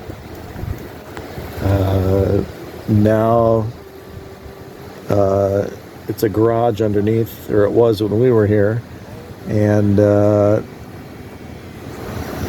duplex on top. Big, beautiful rooms up there. I have pictures of me at the table, and pictures of the people who recorded with us at that place. Steve Morris recorded with us. Jill's mom recorded with us. Jill's dad recorded with us. We were not lacking for material or people who wanted to record with us. So it was kind of cool. It was a good stay here, even though it ended very poorly. This is Carver. And this is the downtown. It's about 3 blocks long. We used to say it looked like a Lego town. And apparently they've got something going on. So we'll go around this way, but I wanted to show you where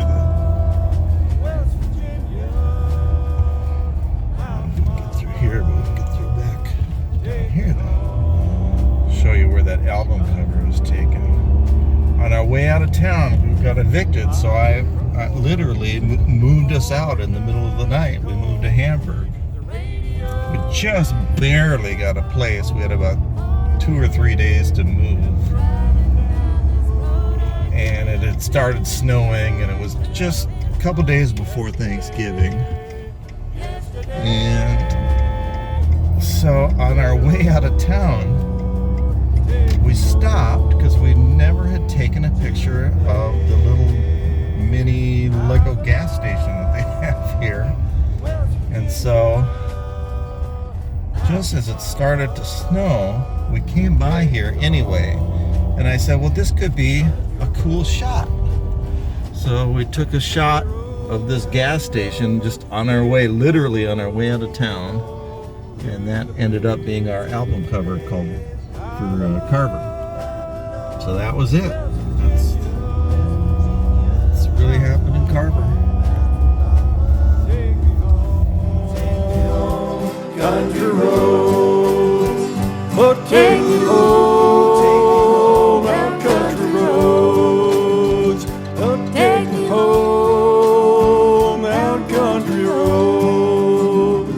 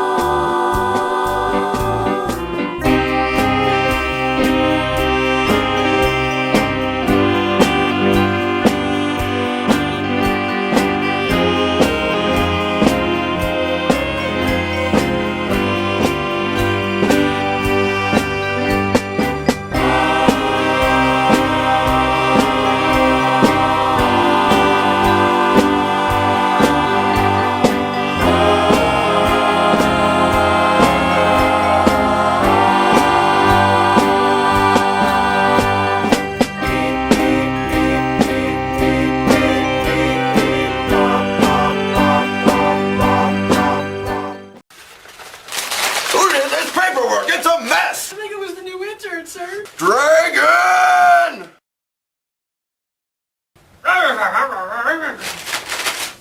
Dragon! He's doing his best, but he's just learning how to get by and keep his breath from burning the office down. It's the Dragon! Dragon intern. Okay, so this was our Hamburg house in the middle of a cornfield. I think you can see it's right now it's soybeans behind it, but they go every other year, corn and soy. But we lived here when we got kicked out of our place in Carver. We had somewhere around a week to vacate, and we looked desperately for any place, anywhere that would take us. We asked my folks if we could possibly stay there for a little while, and instead they just gave us money. So that was a no. But luckily this place had been sitting vacant, and because it was so far out, so far away from anywhere, we thought, well, maybe they'll let us in. And when we got here, on the night that we looked at the place, we walked in, and I said, I know you. Here's this guy that I worked with. He was on the city side with the city carriers at the post office. So we recognized each other, and I told him I was on the bottom rung of the post office, pay scale wise. And I said, I'm about to be promoted, which I wasn't sure of. I mean, eventually I would be. But, so he didn't know we were 3 months behind on the last place, and we had this whole, we had to be out in a week. We were evicted. He didn't know all that stuff, but, the wind.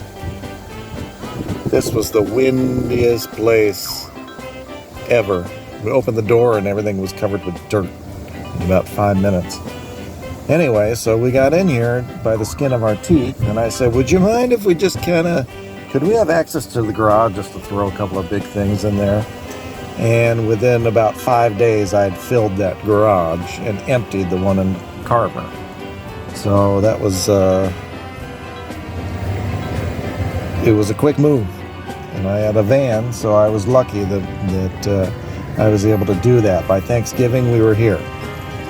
And Jill absolutely hated this place. And by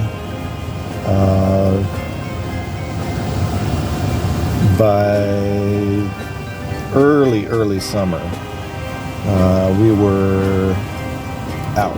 Anyway, so this was where we lived, and if you can see, we backed up. If we backed up,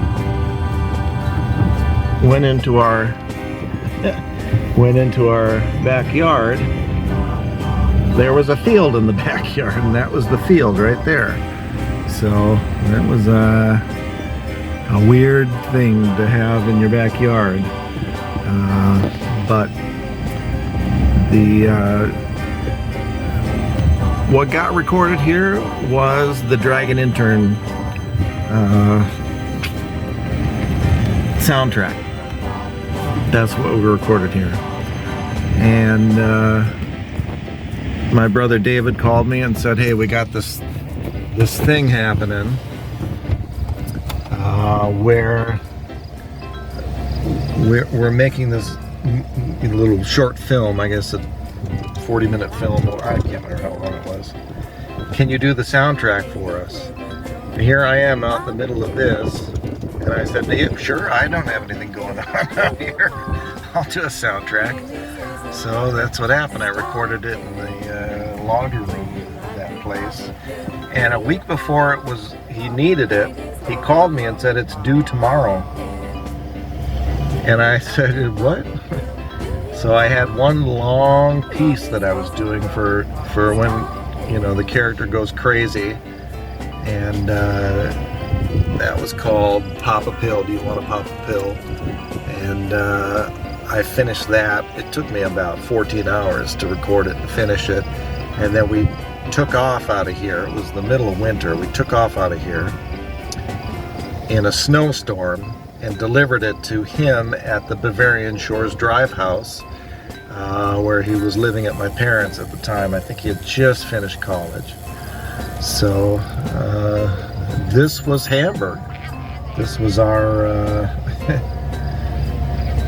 our place for about 6 months, somewhere in there. I think it might have been exactly 6 months. It was a long 6 months. And after this, we ended up going to Navarre. And that thing started to get better after that. I started to make more money. And Jill started to be able to work part-time, even though we had 2 babies and 2 other kids. So things picked up after this, but this was sort of saved us. This was it was either this or a shelter, basically. And so we were lucky to be able to be in Hamburg.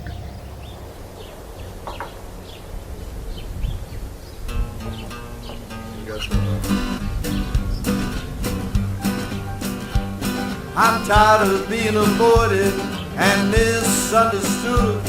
I'm living in your world and I'm staying here for good. Don't let me catch you rapping out what you don't understand. 'Cause you don't want no trouble from a troubled man. I'll hike into the gas station and get myself a treat. Count chocolate and milk, and I'll bring it home to eat. And just to be polite, with the knife in my hand, I'll mark that fancy box like a troubled man.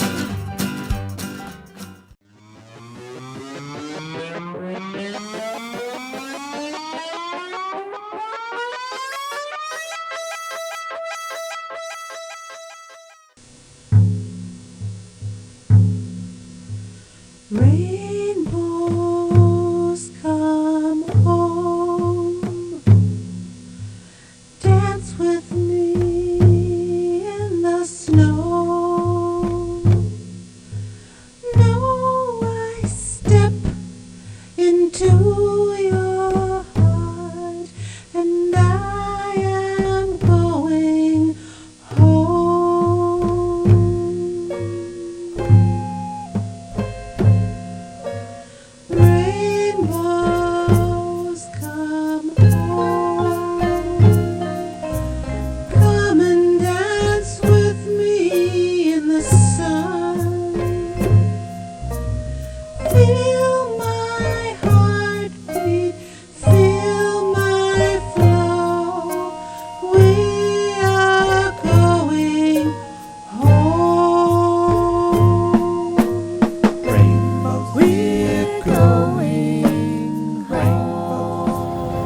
Okay, so this is the house in the hole. This is in Navarre.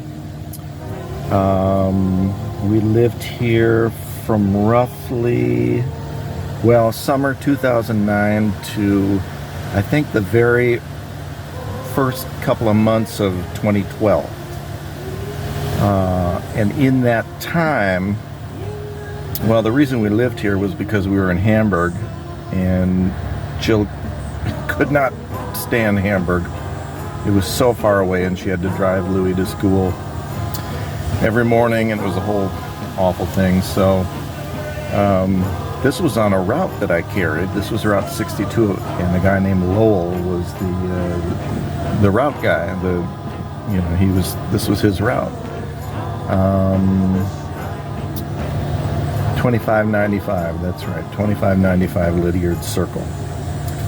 Anyway, this was not like it looks now. It was a much more dilapidated, and it was for rent, and I thought, who would ever want to live in that hole down there? So every time I did this route, I came by, both sides, this is a duplex, and both sides were vacant for months. And every time I came by, I said, who would want to live down there? And then I realized that everybody was thinking that, and I started to think, I bet it's pretty cheap to live down there, and I bet they wouldn't care about our money woes and all this problems that we were having. And sure enough, it was as easy to get in as could be to get in there. Off in the woods back in here, we built a little tree house that I think I see one of the trees back there, but this is really in the woods. I mean, this was down in a hole. So I think the first thing we recorded on that right side was our place. And in that right side garage, I think the first thing we recorded was the benefit barbecue for our son, who I adopted in 2010. So we held a benefit to pay for the lawyer. I think the last thing was probably our fall album, the Lunasa album.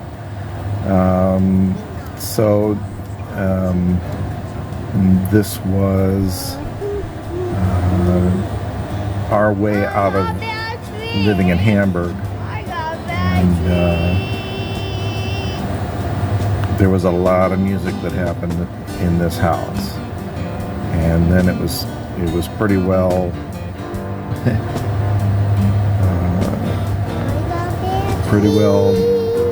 done with music after this house. So this was kind of the last hurrah of the Siegfrieds music. So this is 2595 Lydiard Circle in Navarre. This is the house in the hole.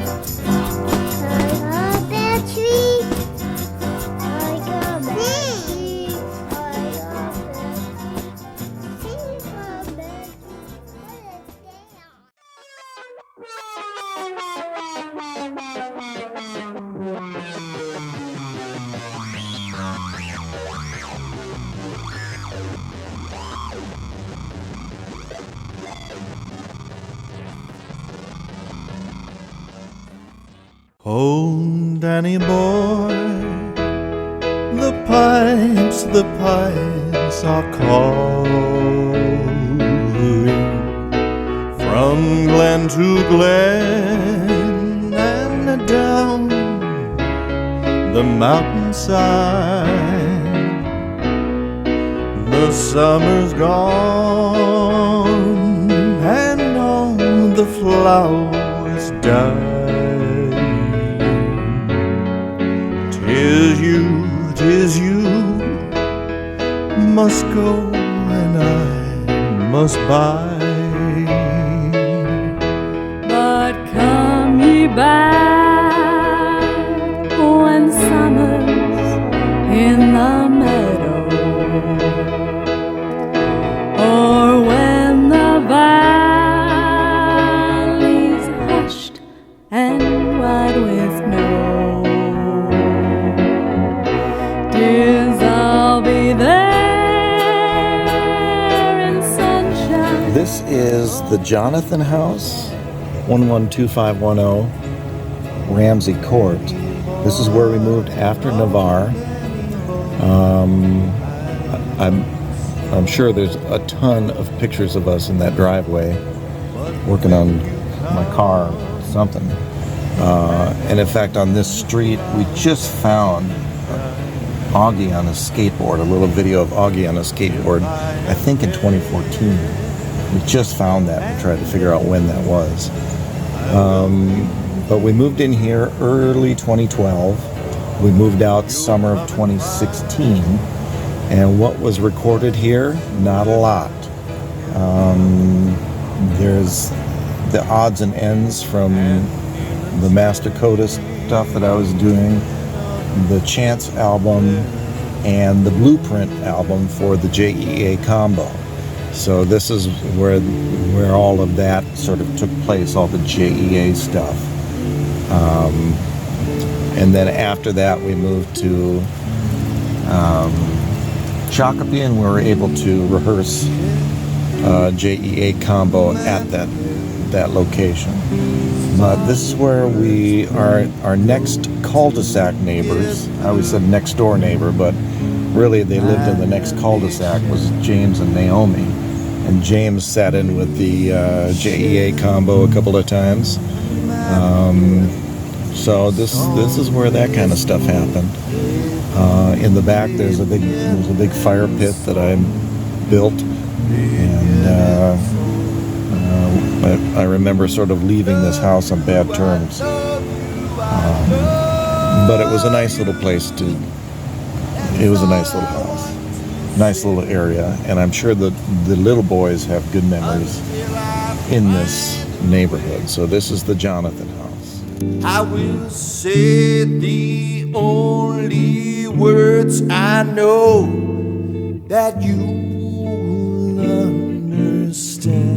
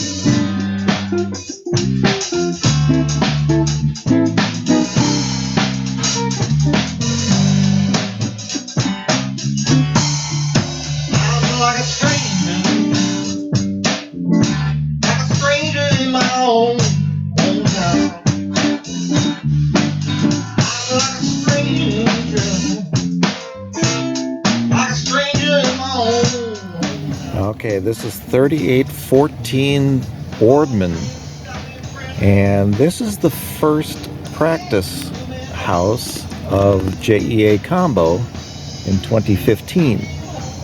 This was David Stone's house that he was renting, and then he rented, a Sunday out to us to rehearse in the basement. At first it was Jake Poole from Puafua and Joe Frank and Richard Novi and I, and Jill came to every rehearsal, but it took me a while to talk her into singing. Down here, we recorded the two dress rehearsals for the Boots on the Ground performance, and just various other things. We pretty much recorded every rehearsal for a while, just because, you know, we were trying to learn the material and everyone could listen to it during the week. And 2016, I believe, David moved out of here and went to the Marshall place. But this is the original JEA Combo hideout, and rehearsals. Later, of course, David Towner joined us, and then David Towner and Joe Frank, and I went to the Experience. So this is kind of where David Towner and Joe Frank already had known each other for years, but this is where I met David. And that turned into the Experience. But this was JEA Combo 2015, 2016.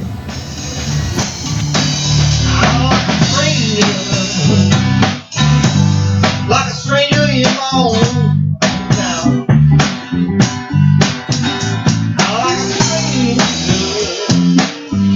Like a stranger in my own town. My hometown won't accept me. Oh, shit, you can put me down.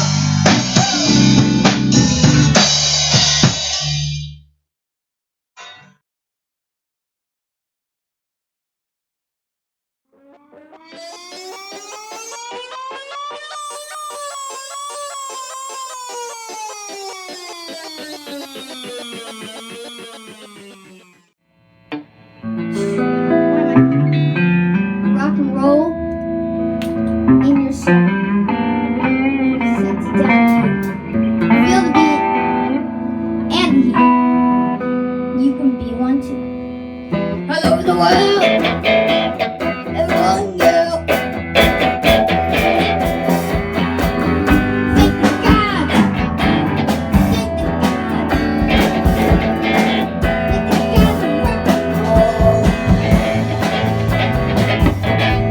Making way to soul.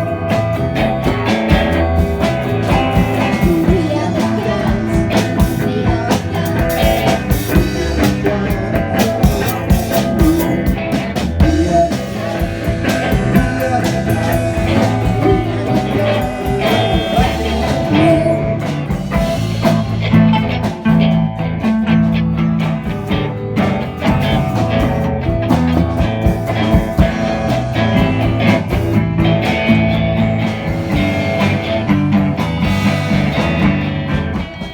Okay, I'm not sure of the address of this place, so I'm going to have to fill in the blanks later, but this is the place that Dave Stone was living in 2016, where the JEA Combo rehearsed. This was our second rehearsal space, renting from Dave Stone.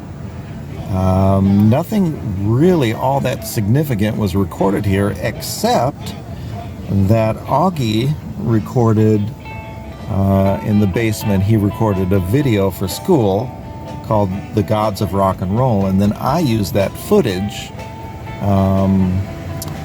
for the wake up video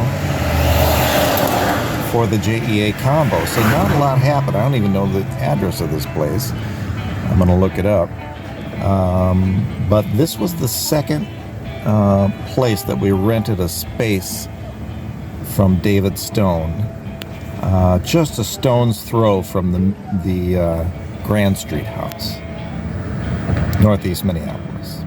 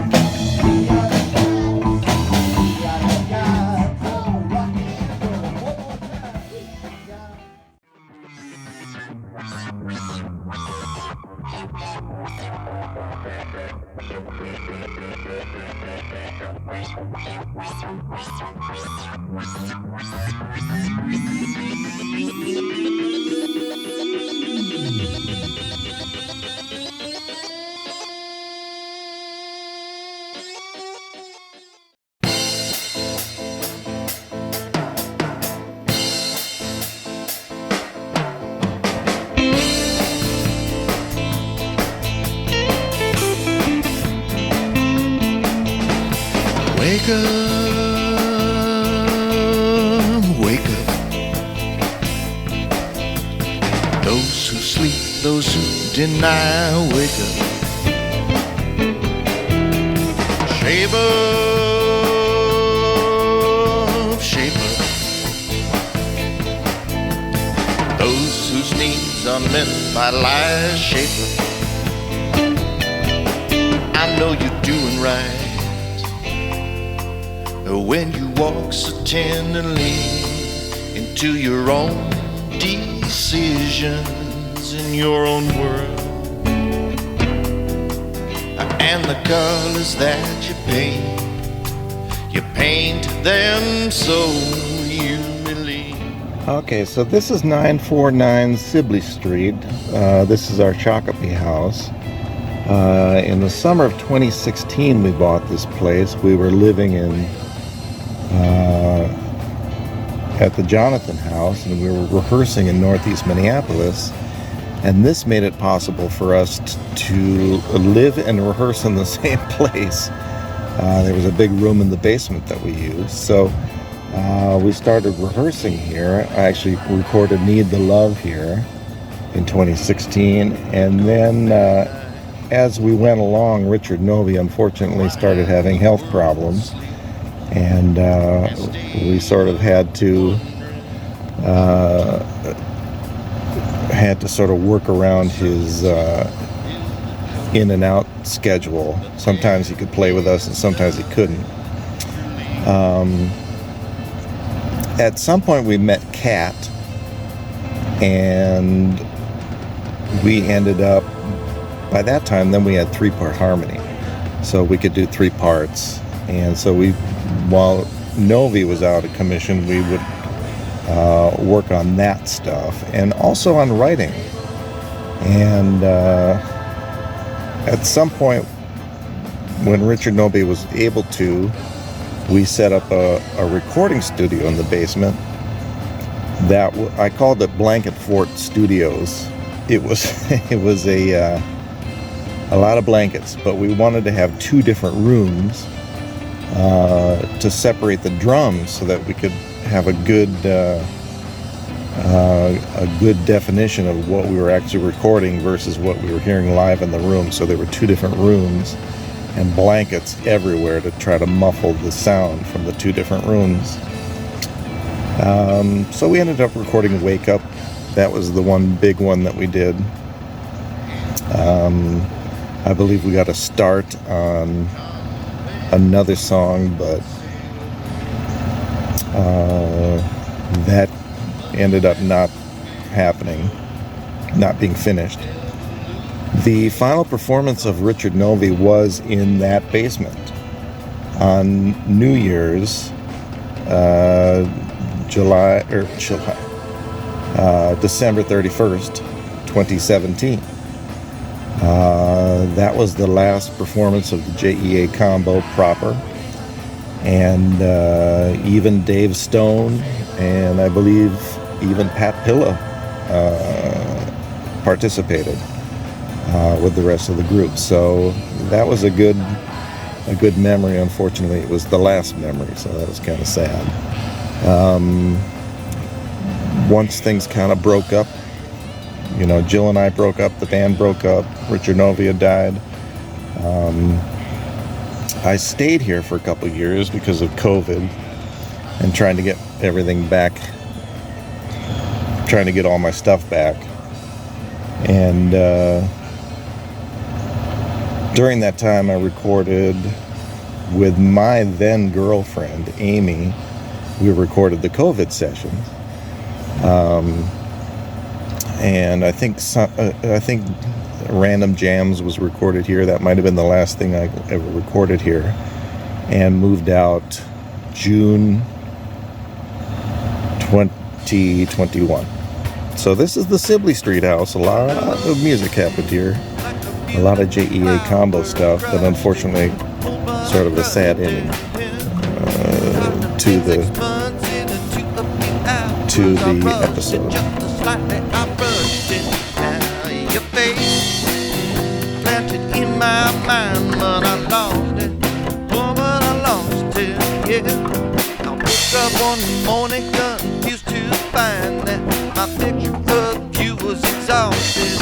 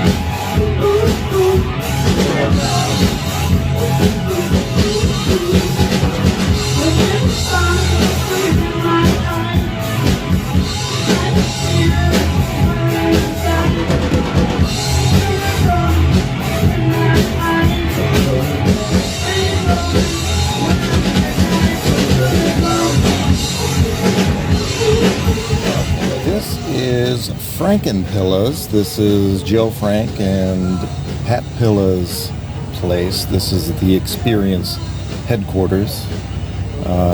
In the basement, Pat's got a little, I call it a TV studio down there.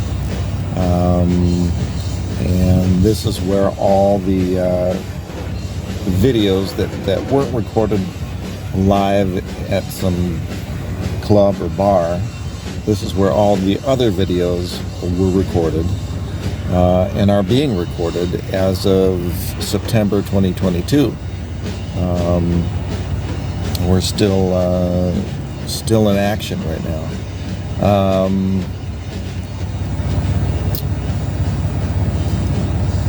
I think they got this place in 2017, and as a matter of fact, the JEA combo came and visited when they got it.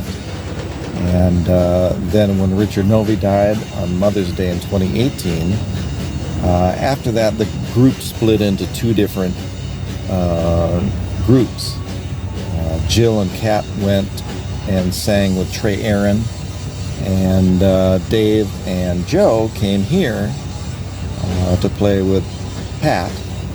And at some point, Joe asked me if I would come play with them, and I wasn't quite sure how I could really contribute, but he said just come, and so I did. So in summer, I think June or July of 2019, I started playing with these guys, and am still currently.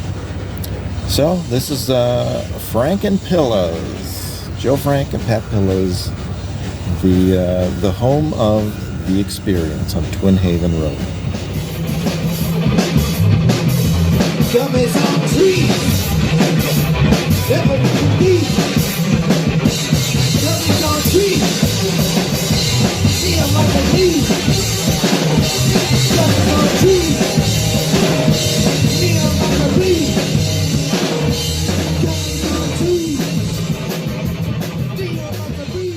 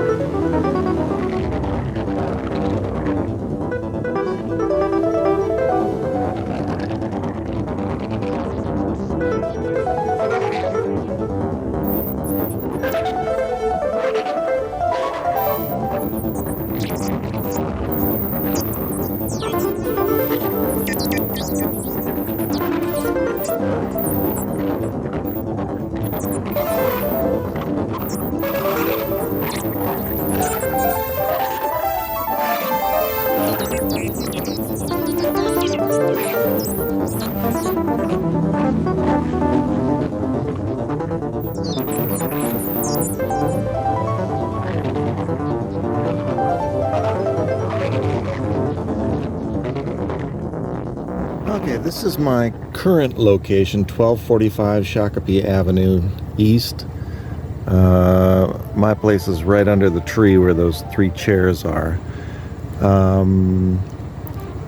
moved here June of 2021, and as of September 2022, I'm still in the same spot. In 2019, once everything sort of broke up, Jill and I split up, and we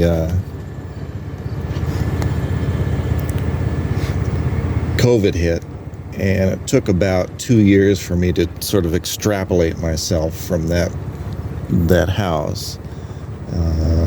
So in the meantime,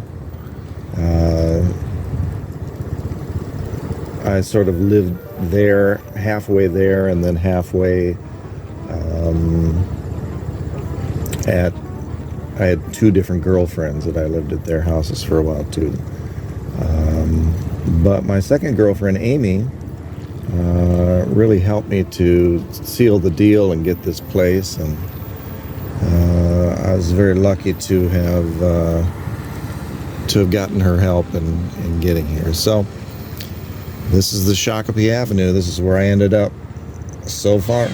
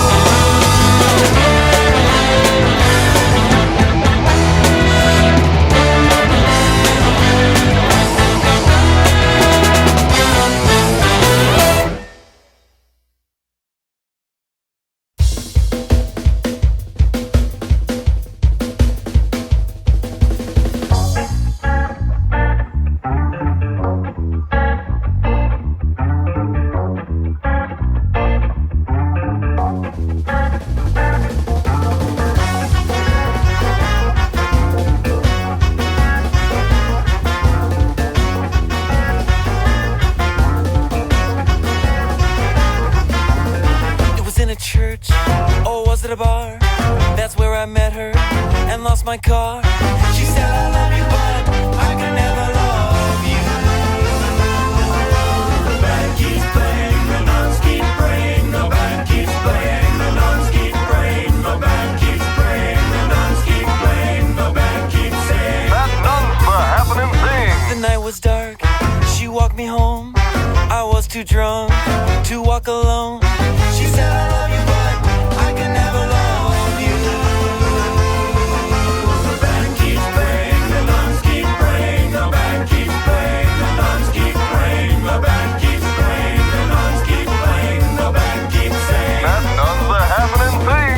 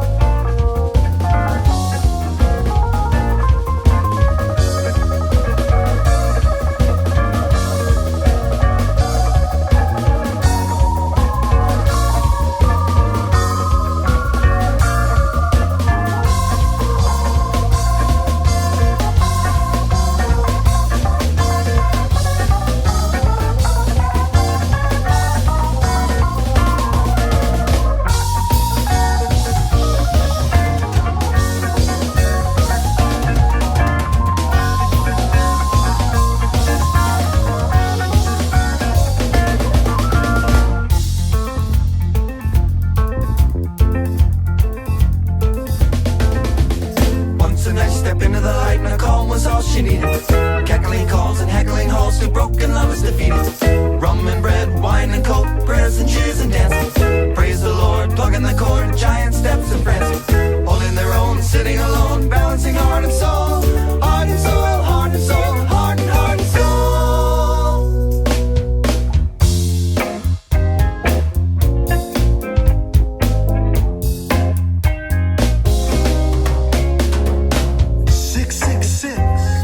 Painted on all of the buildings, Washington Avenue buildings. But tonight, the band is playing sweet rock and roll in the evening. Washington Avenue evening.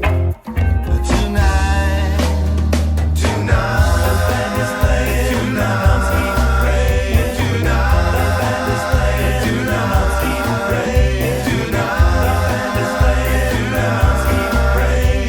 The band is playing. The nuns keep praying. Woman sits, waiting for God in the streetlight. Where could he be tonight?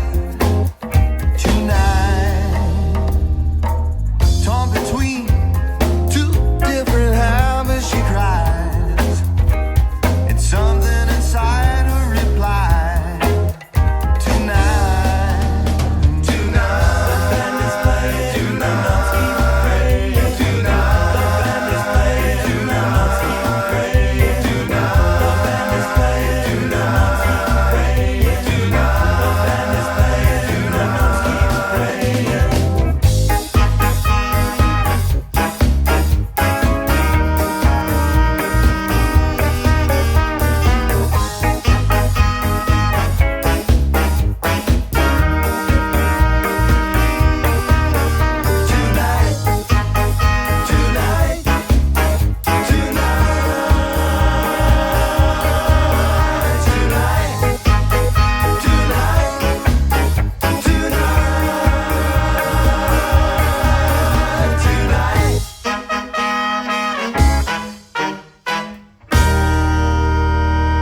She called me later just to confess she wanted to get something off her chest. She said I love you, but I can never love you. The band keeps playing, the nuns keep praying. The band keeps playing, the nuns keep praying. The band keeps playing, the nuns keep playing. The band keeps saying that nun's the happening thing. The nuns keep praying, the band keeps playing. The nuns keep praying, the band keeps playing. The nuns keep praying, the band keeps saying that nun's the happening thing.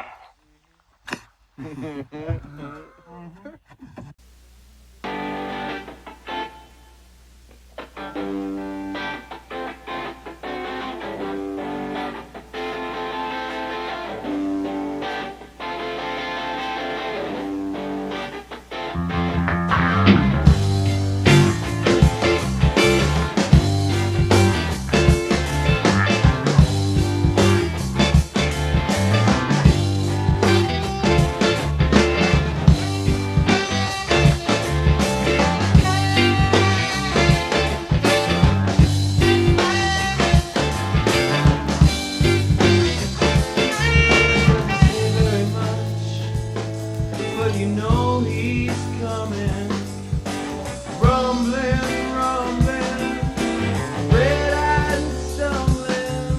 He likes to drink, said he likes his women, quite sweet talker, better love don't be darling. Choo-choo train, choo-choo train,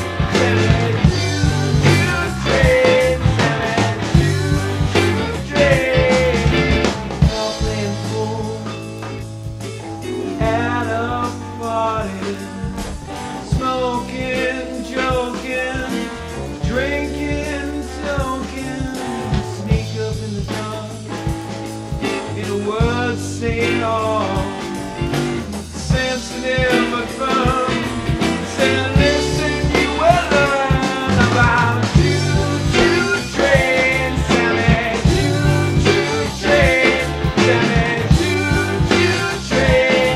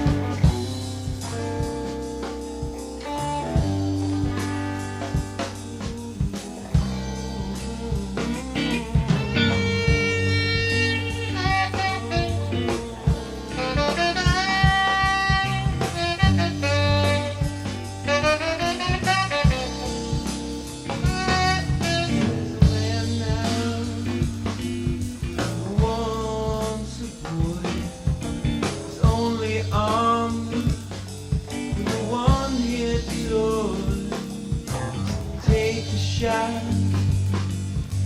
when it comes around, chin you up. Said when you feel down, you said choo-choo train, Sammy, choo-choo train, Sammy, choo-choo train, Sammy, choo-choo train, choo-choo train, Sammy, choo-choo train. Choo-choo train, Sammy, choo-choo train.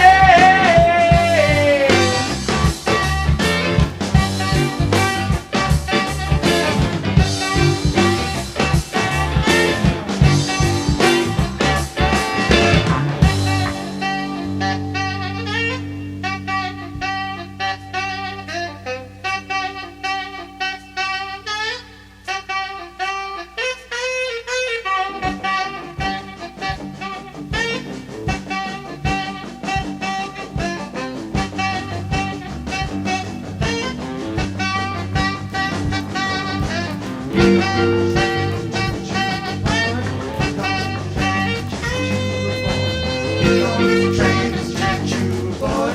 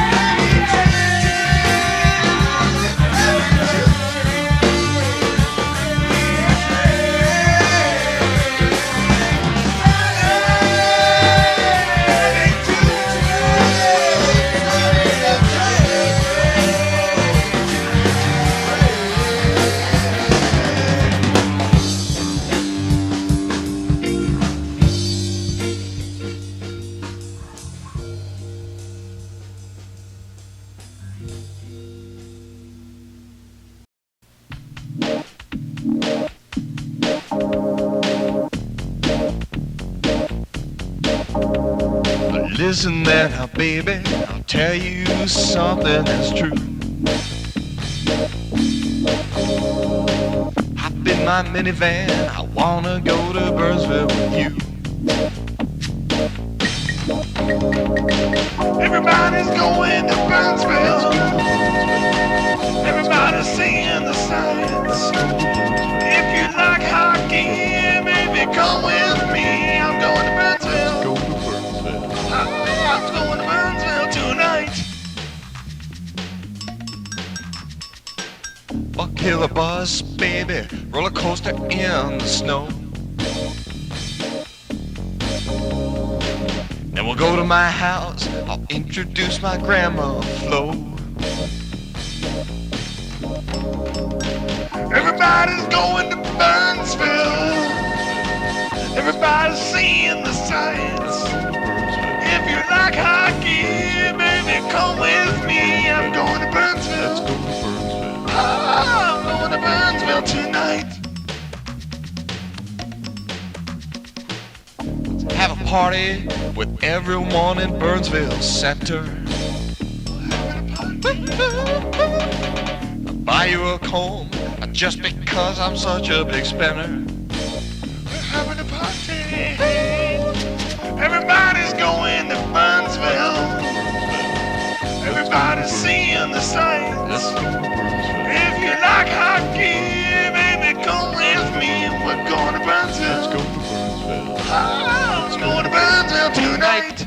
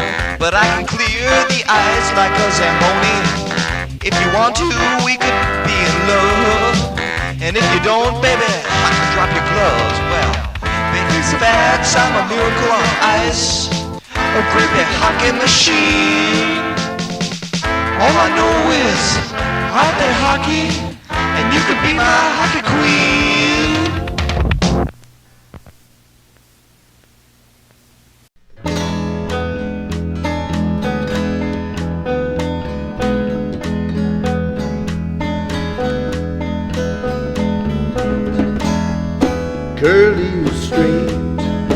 Sometimes I couldn't wait to be surprised.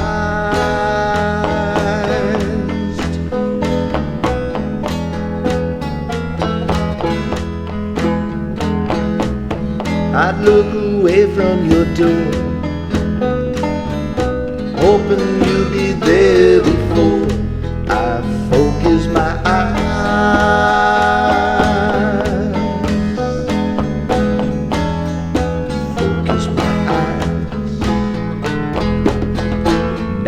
Cold in December, I would think of your smile. All alone in the darkness, I would think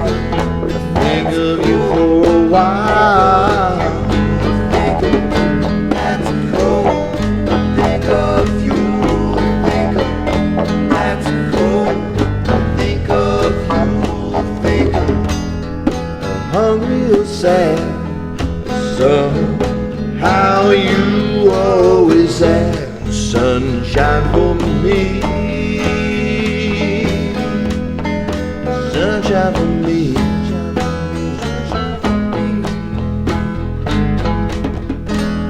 But I don't want a memory that haunts me and will never leave.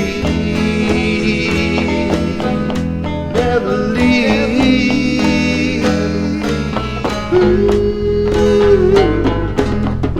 Nights cold this December, I might think of your smile. All alone in the darkness, I try not to. I think of you for a while. Think of you, nights cold. I think of you. Think of you, nights cold. Think of you. Think of you, nights cold. Think of you. Think of you, nights cold. Think of you. Think of you, nights cold. Think of you.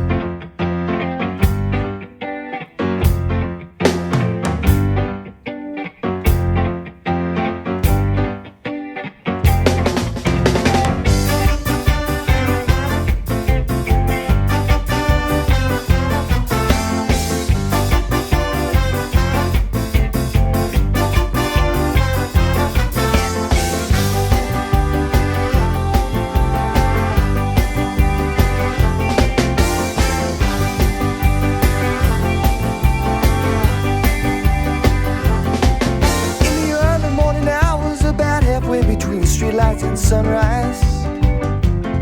I was having a discussion with this girl about the universe and the invention of the headlight. All around the room the lights were shining, but the moment didn't feel right. I said, hey, now I'd love to talk, but I got other things on my mind tonight.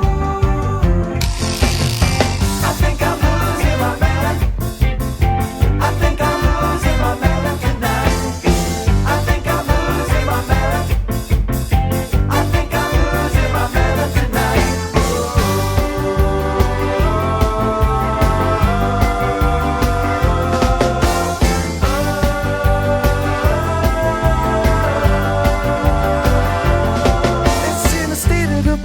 It's possible to hear music and see visions. Believe in my powers, I got off a plane because of a premonition. I say, hey, now why am I doing this? There goes my vacation and my money. But I ended up at my buddy's drink of beers and give away my stuff to be funny. I think I'm losing my man.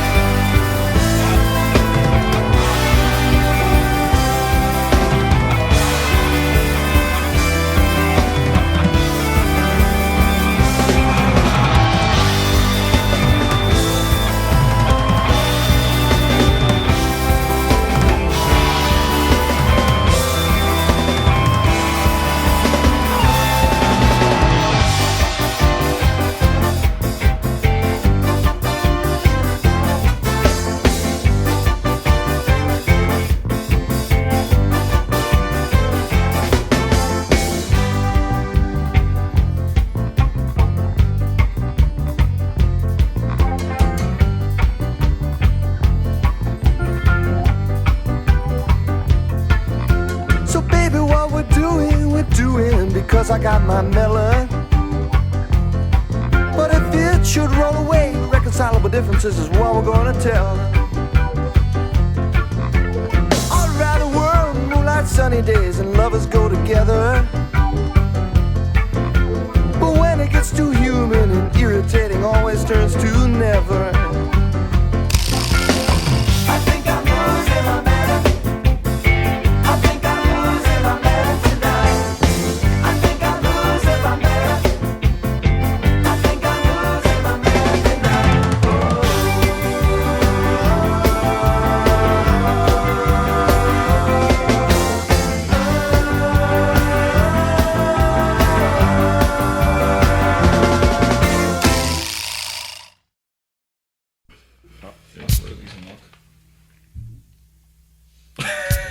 Do you?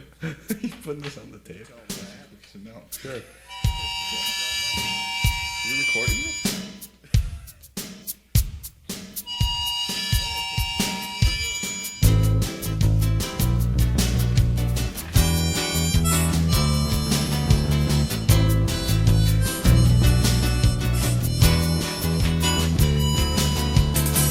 Well, he wasn't an architect, and he wasn't a vet.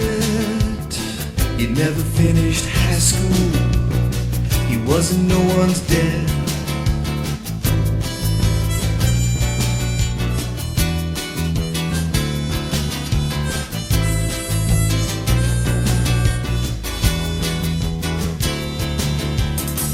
Jumping on a freight train, the railway of my life.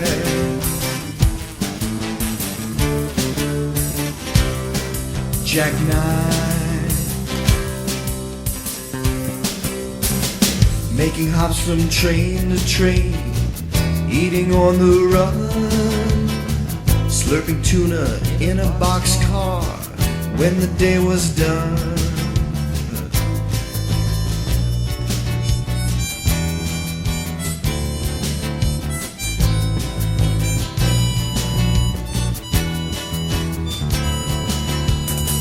Jumping on a freight train, a railway of my life.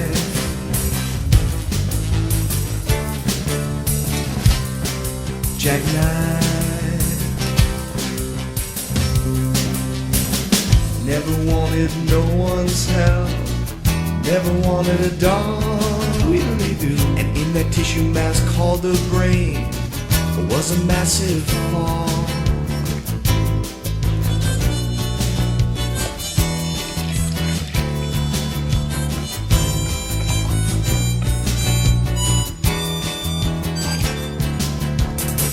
Jumping on a freight train, the railway of my life.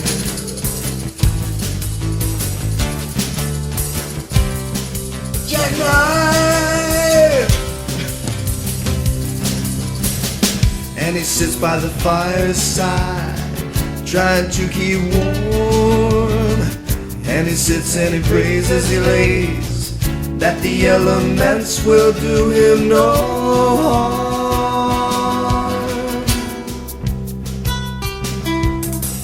Rolling on and on and on, and on and on and on, and on and on and on and on, until it was gone.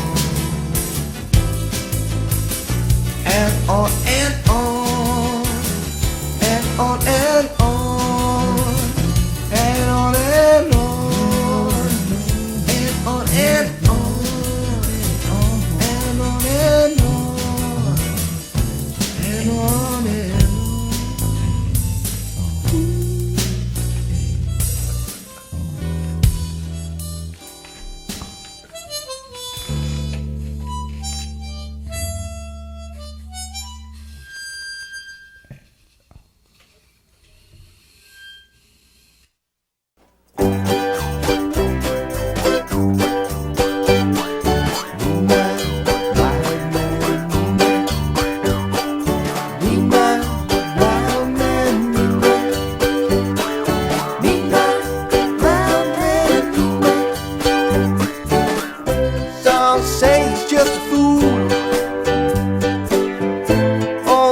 and he's too old school. In a rocking chair on the porch he sits until the inspiration hits, and then it's time to meet my old man, meet my old man, meet my old man, meet my old man, meet my master lock hanging off the side door, workbench in the corner on the cement floor of the old garage where he spends his time. Look inside, you might see the mastermind, but only when it's time to be mine.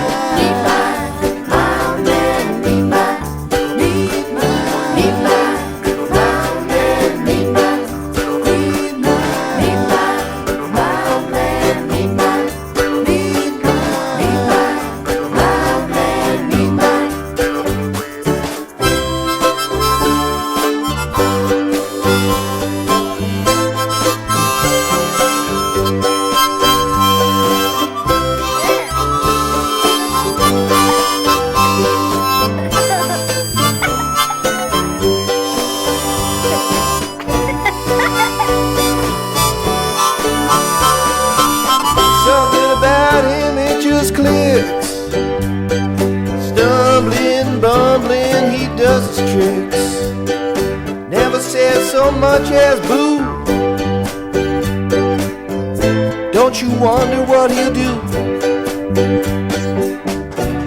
'Cause when it's time to meet my old man, meet my old man, meet my old man, meet my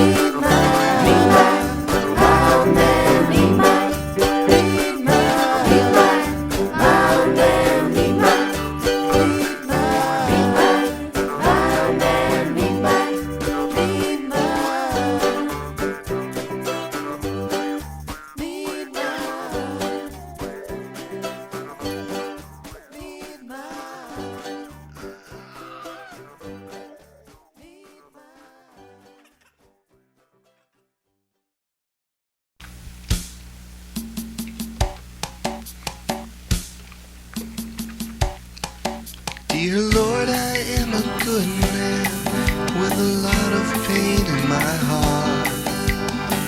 Traveling with this 5-piece band through the upper Midwest and my heart. Hooked on nicotine. We travel scared, Lord, with our minds in our pockets and sweaty shoes in our cars. They say someday we'll look back on our lives. Somehow slowly then we'll realize changing seasons, changing days, nothing lasts outer space. Spinning with you on this planet ends. Dear Lord, I've been a prisoner to 1,000 feelings spun. Up from out of this road, Lord, through my treadless tires and to my heart. Hooked on a failing plan, down a dotted runway, free flying, falling, close your eyes. Winter night.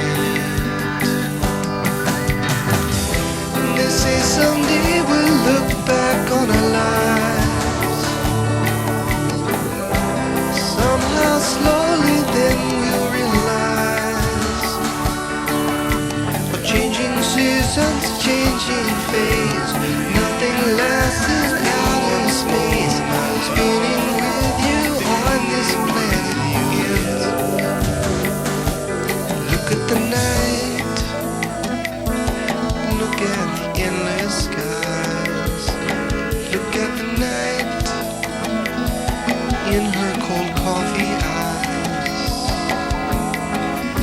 says, darling, let's just let it go.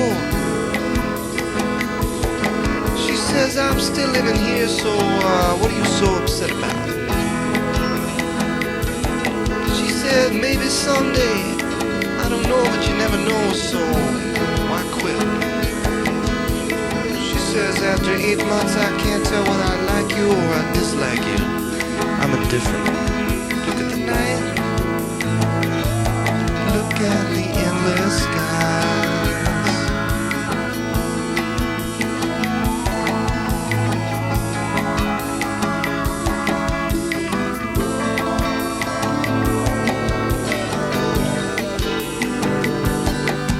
It's been just about 2 years since I traveled from your side. Rock roll down the mountain, slip and slide from your side.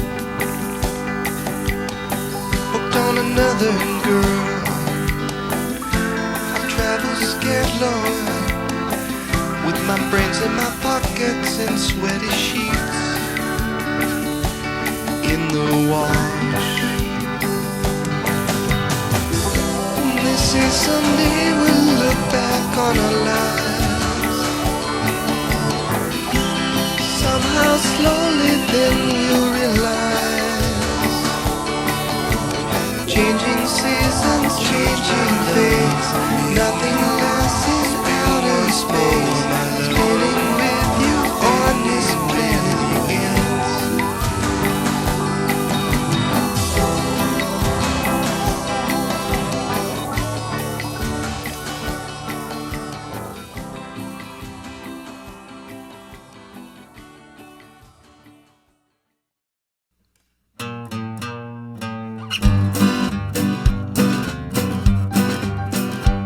I'm tired of being avoided and misunderstood.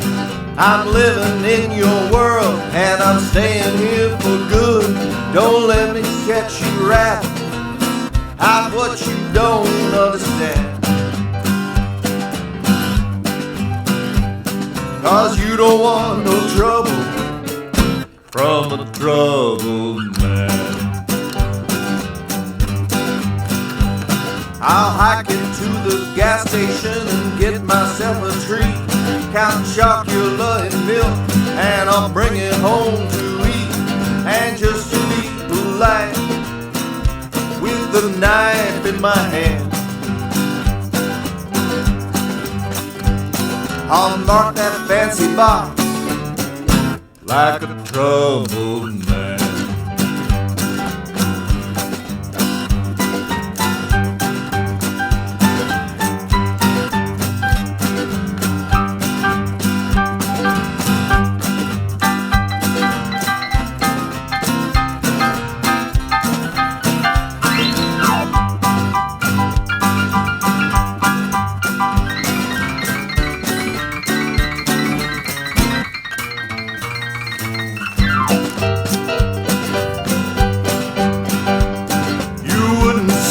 Coming, or it would be too late.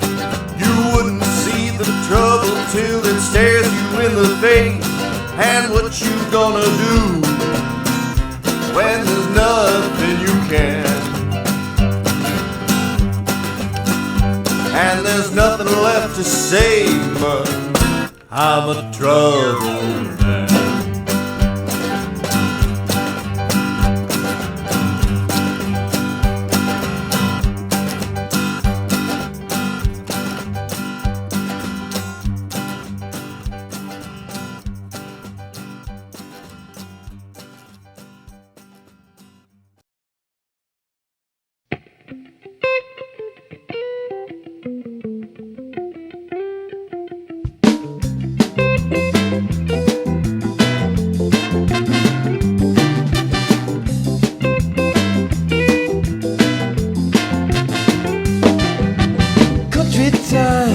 lemonade. Country time living, country time loving, country pie, a country shade. It's what I'm living, it's what I'm loving.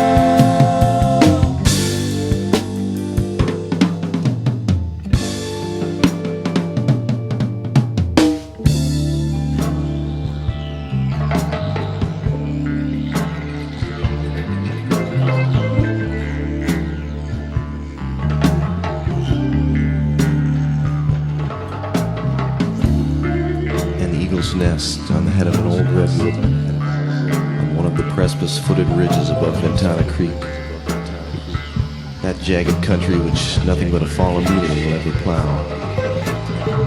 No horseman will ever ride there, and no hunter cross this ridge but the winged ones. No one will steal the eggs from this fortress. The she-eagle is old. Her mate was shot long ago. She is now mated with a son of hers. When lightning blasted her nest, she built it again on the same tree in the splinters of the thunderbolts.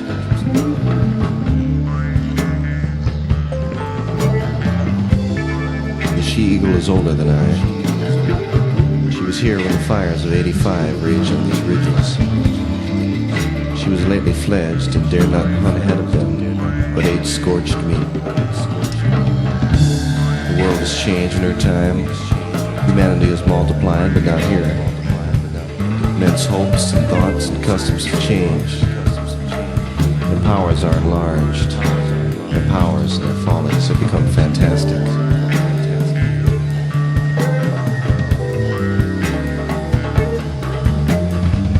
The unstable animal never has been changed so rapidly. The motor and the plane and the Great War have gone overhead. And Lenin has lived and Jehovah died, while the mother eagle hunts her same hills, crying the same beautiful and lonely cry. It is never tired, dreams the same dreams, and hears at night the rock slides rattle and thunder in the throats of these little mountains. It is good for man to try all changes, progress and corruption, powers, peace and anguish, not to go down the dinosaur's way until all his capacities have been explored. And it is good for him to know that his needs in nature are no more changed in fact in 10,000 years than the beaks of the eagles.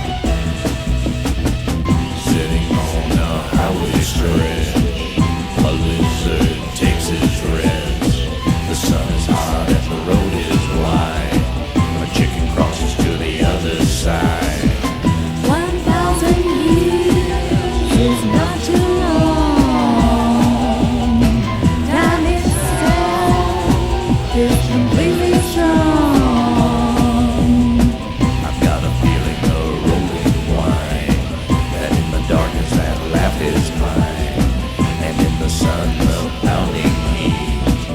I hiss like a slice of meat. 1 million years is not too long. Time itself is completely strong.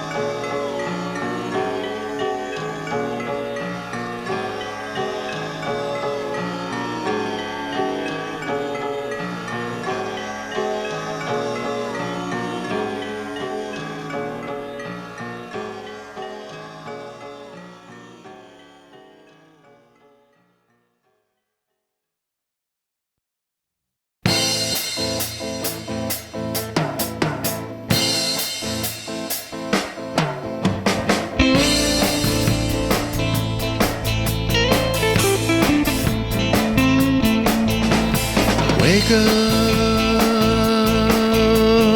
wake up. Those who sleep, those who deny, wake up. Shape up, shape up. Those whose needs are met by lies, shape up. I know you're doing right when you walk so tenderly into your own decisions in your own world, and the colors that you paint them so you believe.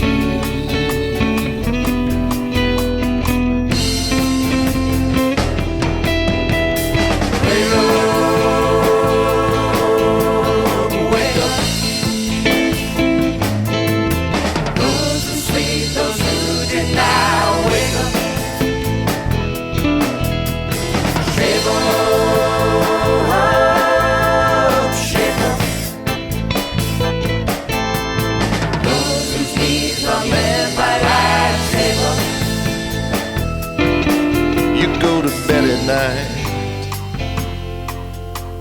while half the world sleeps, and stay up wondering what you'll do.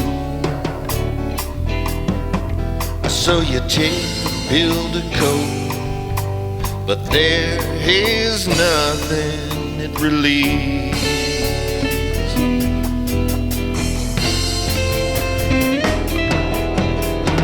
Wake up.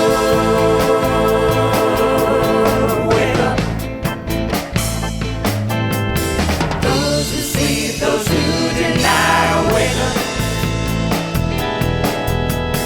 Shake up.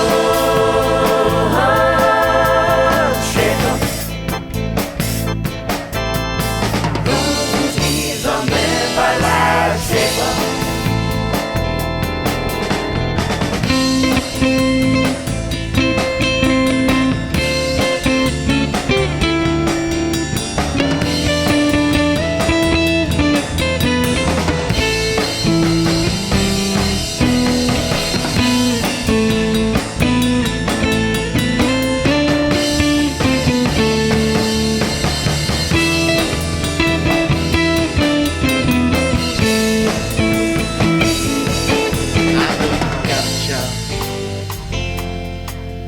And you're waiting for the day to come when you can sail away.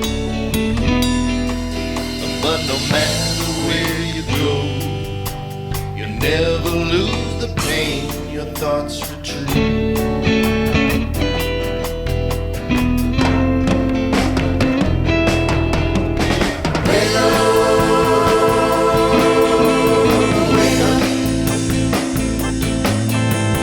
Those who sleep, those who deny, wake up. Shake up.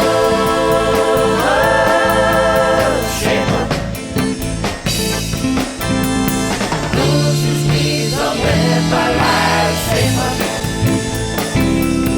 Way up high, way up high, way up high, way up high, way up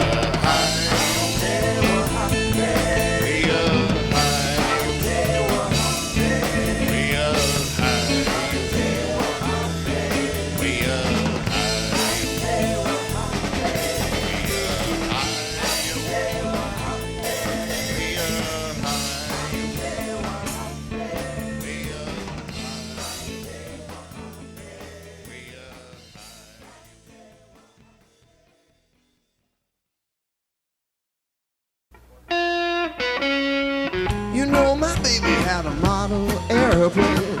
She liked to play it like a Johnny Coltrane. The river's deep and the river's wide. She waited for me on the other side. And every night, all loaded tight, those neon signs will be a-changing. Those little lines rearranging. That is when I hold her close to my side.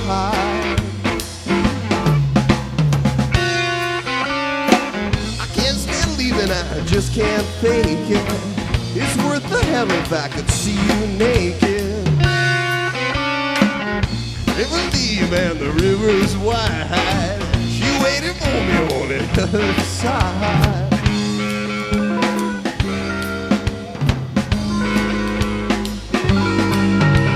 Said those neon signs will be a-changing.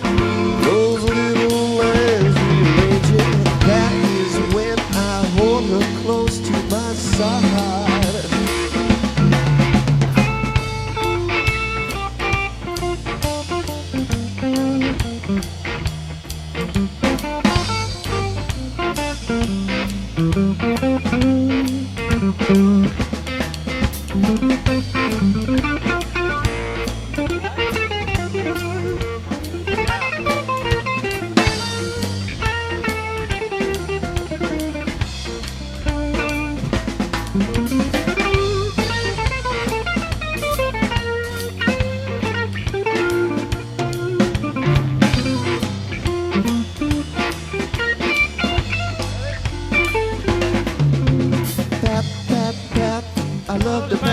baby on the butt, butt, butt.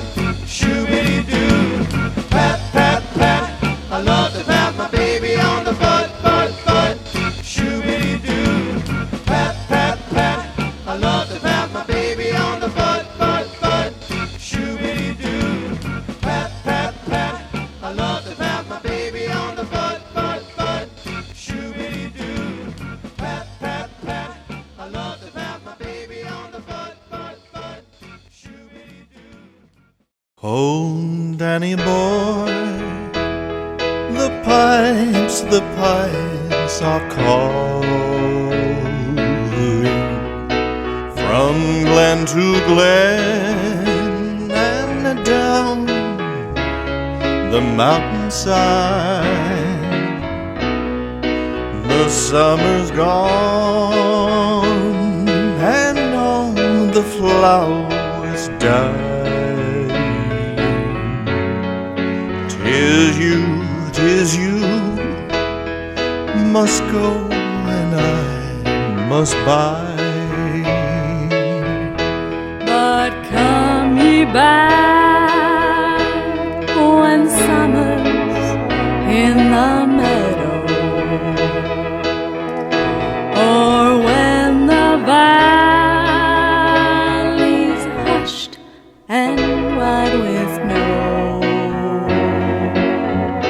'Tis I'll be there in sunshine or in shadow.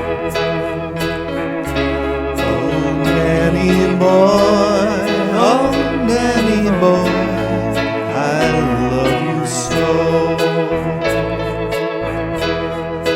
But when you come and all the flowers are dying,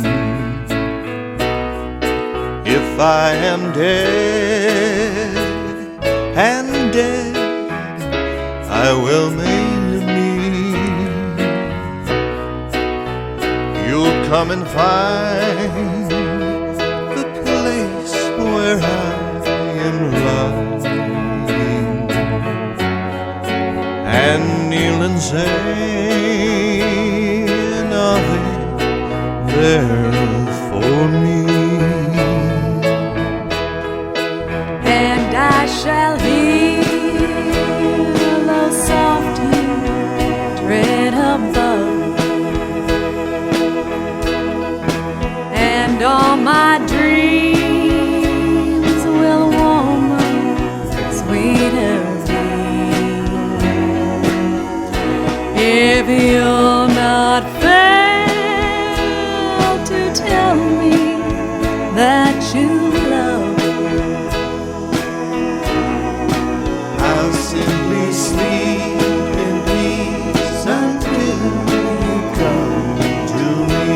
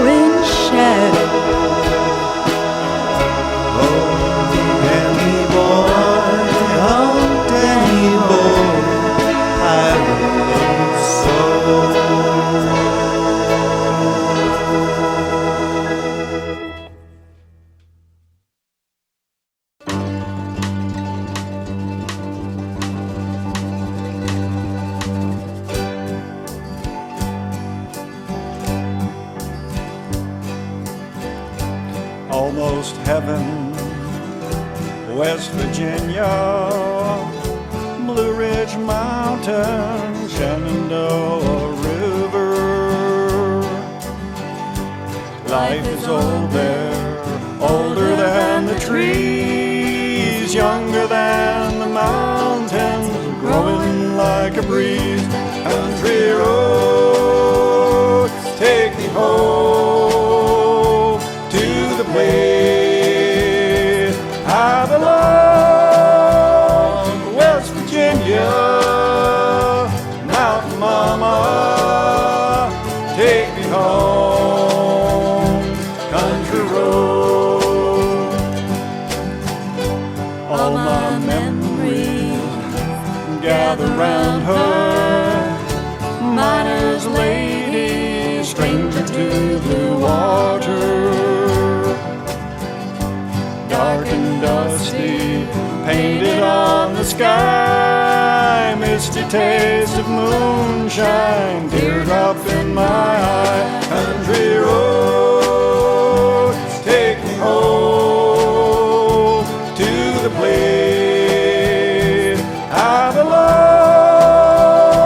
West Virginia, Mountain Mama, take me home. Country road.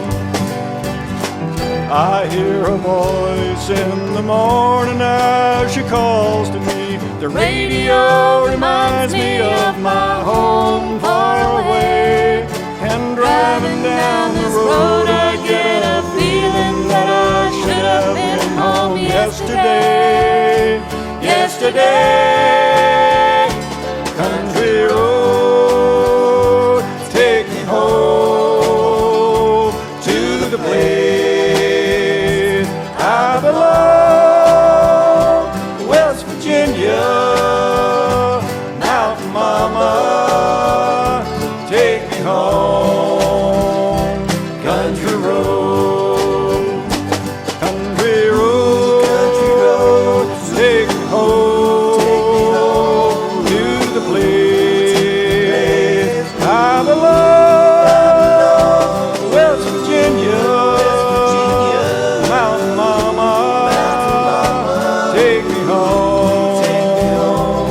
Country road, oh take me home. Our country roads, oh take me home. Our country road.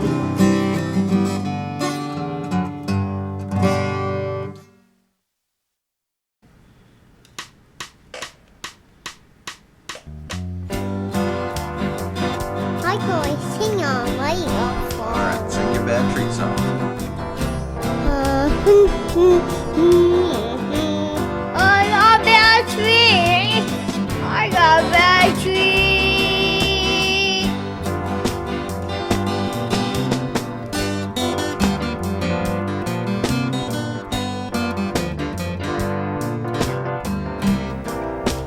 I got bad tree. I got bad tree.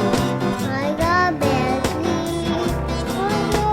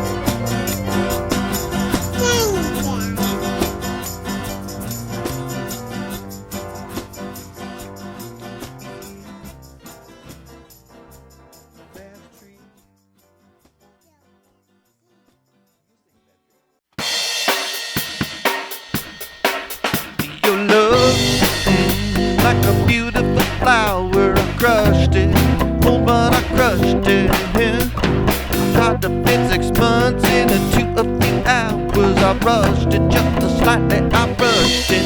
Now your face planted in my mind, but I lost it. Oh, but I lost it, yeah. I woke up one morning confused to find that my picture of you was exhausted.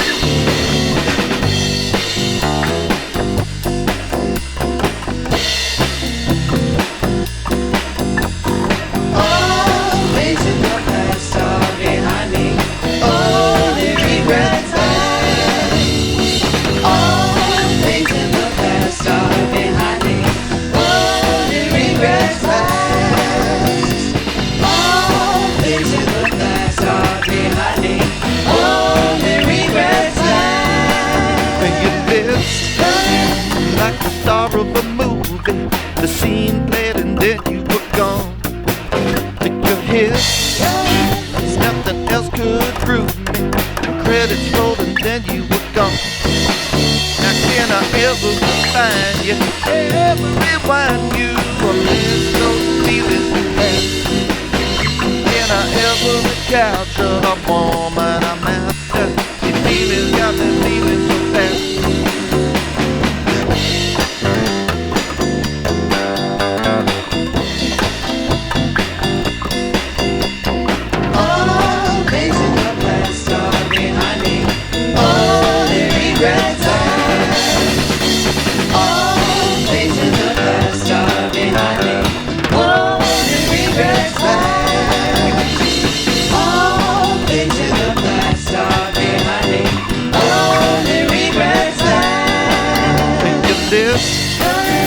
Like the star of a movie, the scene played and then you were gone. You're here, nothing else could prove me. The scene played and then you were gone. Can I ever remind you, ever rewind you, or miss those feelings we had? Can I ever recapture the woman I'm after? The feeling got me feeling so bad. All things in the past are behind me. Only regrets last. All things in the past are behind me. Only regrets last. All things in the past are behind me. Only regrets last. All things in the past are behind me. Only regrets last. Regrets last.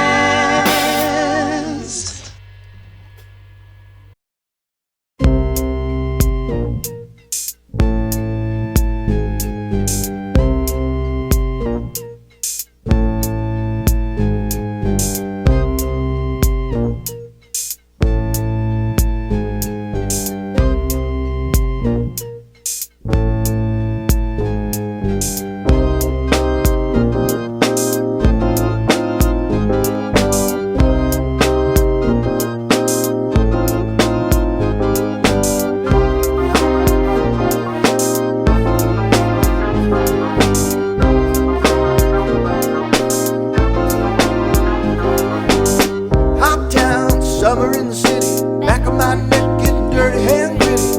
Bed down, isn't it a pity? Doesn't seem to be a shadow in the city. All around, people looking half dead, walking on the sidewalk, hotter than a match head. But at night it's a different world. Go out and find a girl. Come on and dance all night. Despite the heat, it'll be alright. And babe, don't you know it's a pity the days be like the nights in the summer, in the city, in the summer, in the city.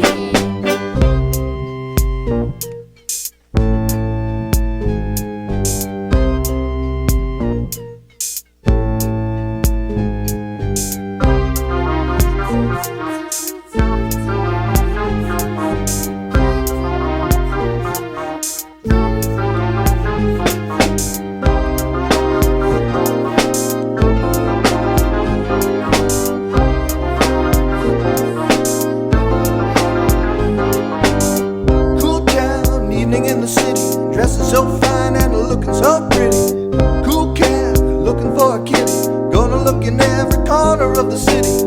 Till I'm wheezing like a must-have, running up the stairs, gonna meet you on the rooftop. But at night it's a different world. Go out and find the girl. Come on and dance all night. Despite the heat, it'll be alright. And hey, don't you know it's a pity the days can't be like the nights in the summer, in the city, in the summer, in the city.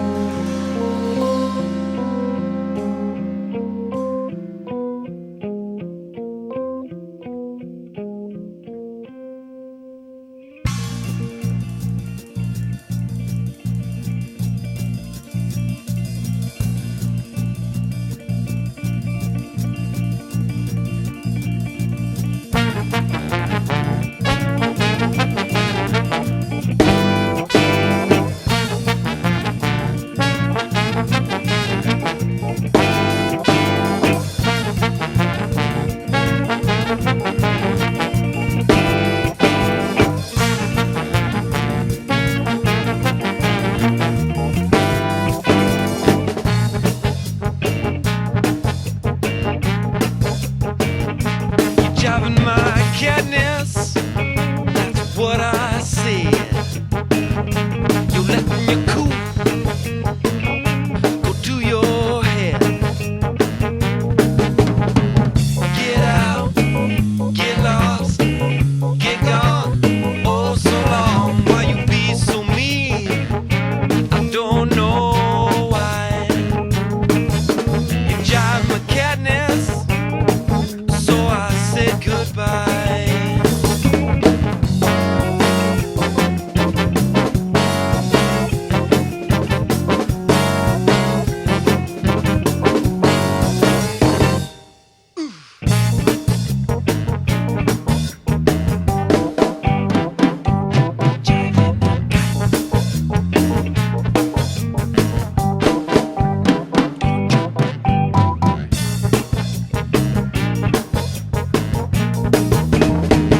I'm the kind of guy with lots of love. When you step on my cadness, I said the push comes to shove. Get out, get lost, get gone. Oh, so long while you take your things and get on out. You don't know what the cadness all about.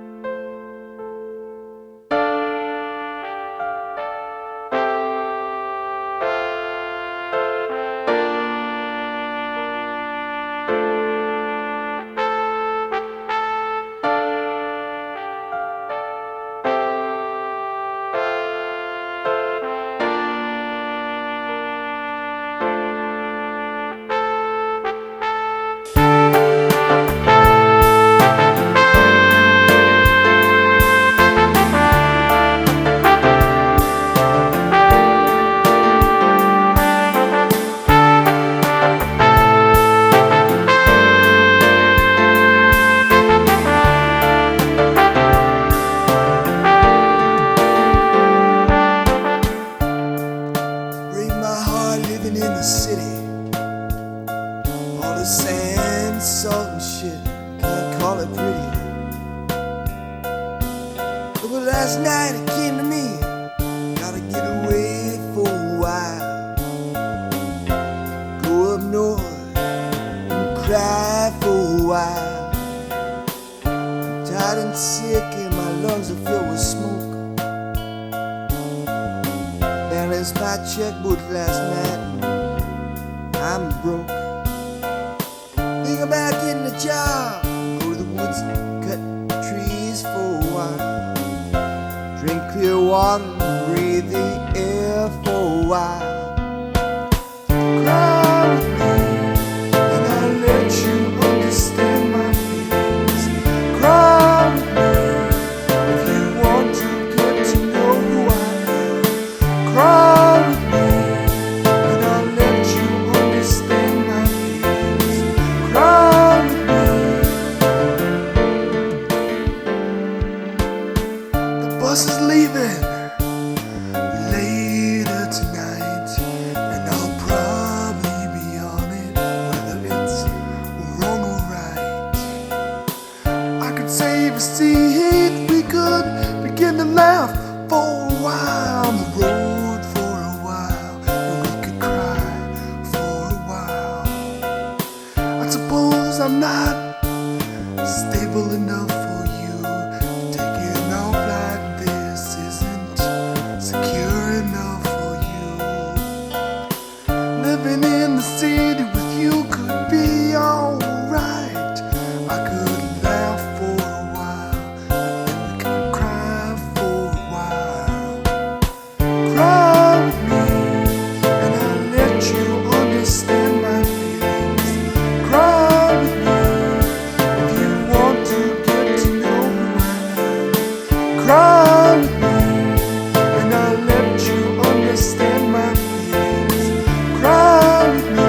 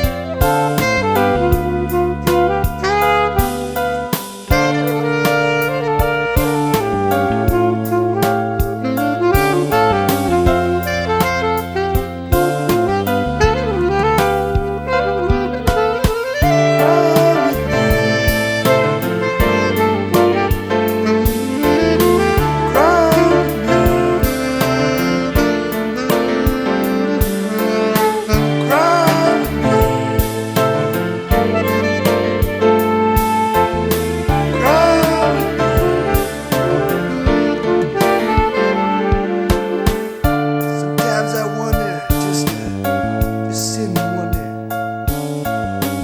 Is it an idea, false impression? I'm under. Sometimes it's easier, just turn it off for a while. Put on some headphones, turn it off for a while. Eventually I come back to you. Thoughts and schemes start lacking you. And honey, now I need to take some time to cool out for a while. Don't call, just let me cool out for a while.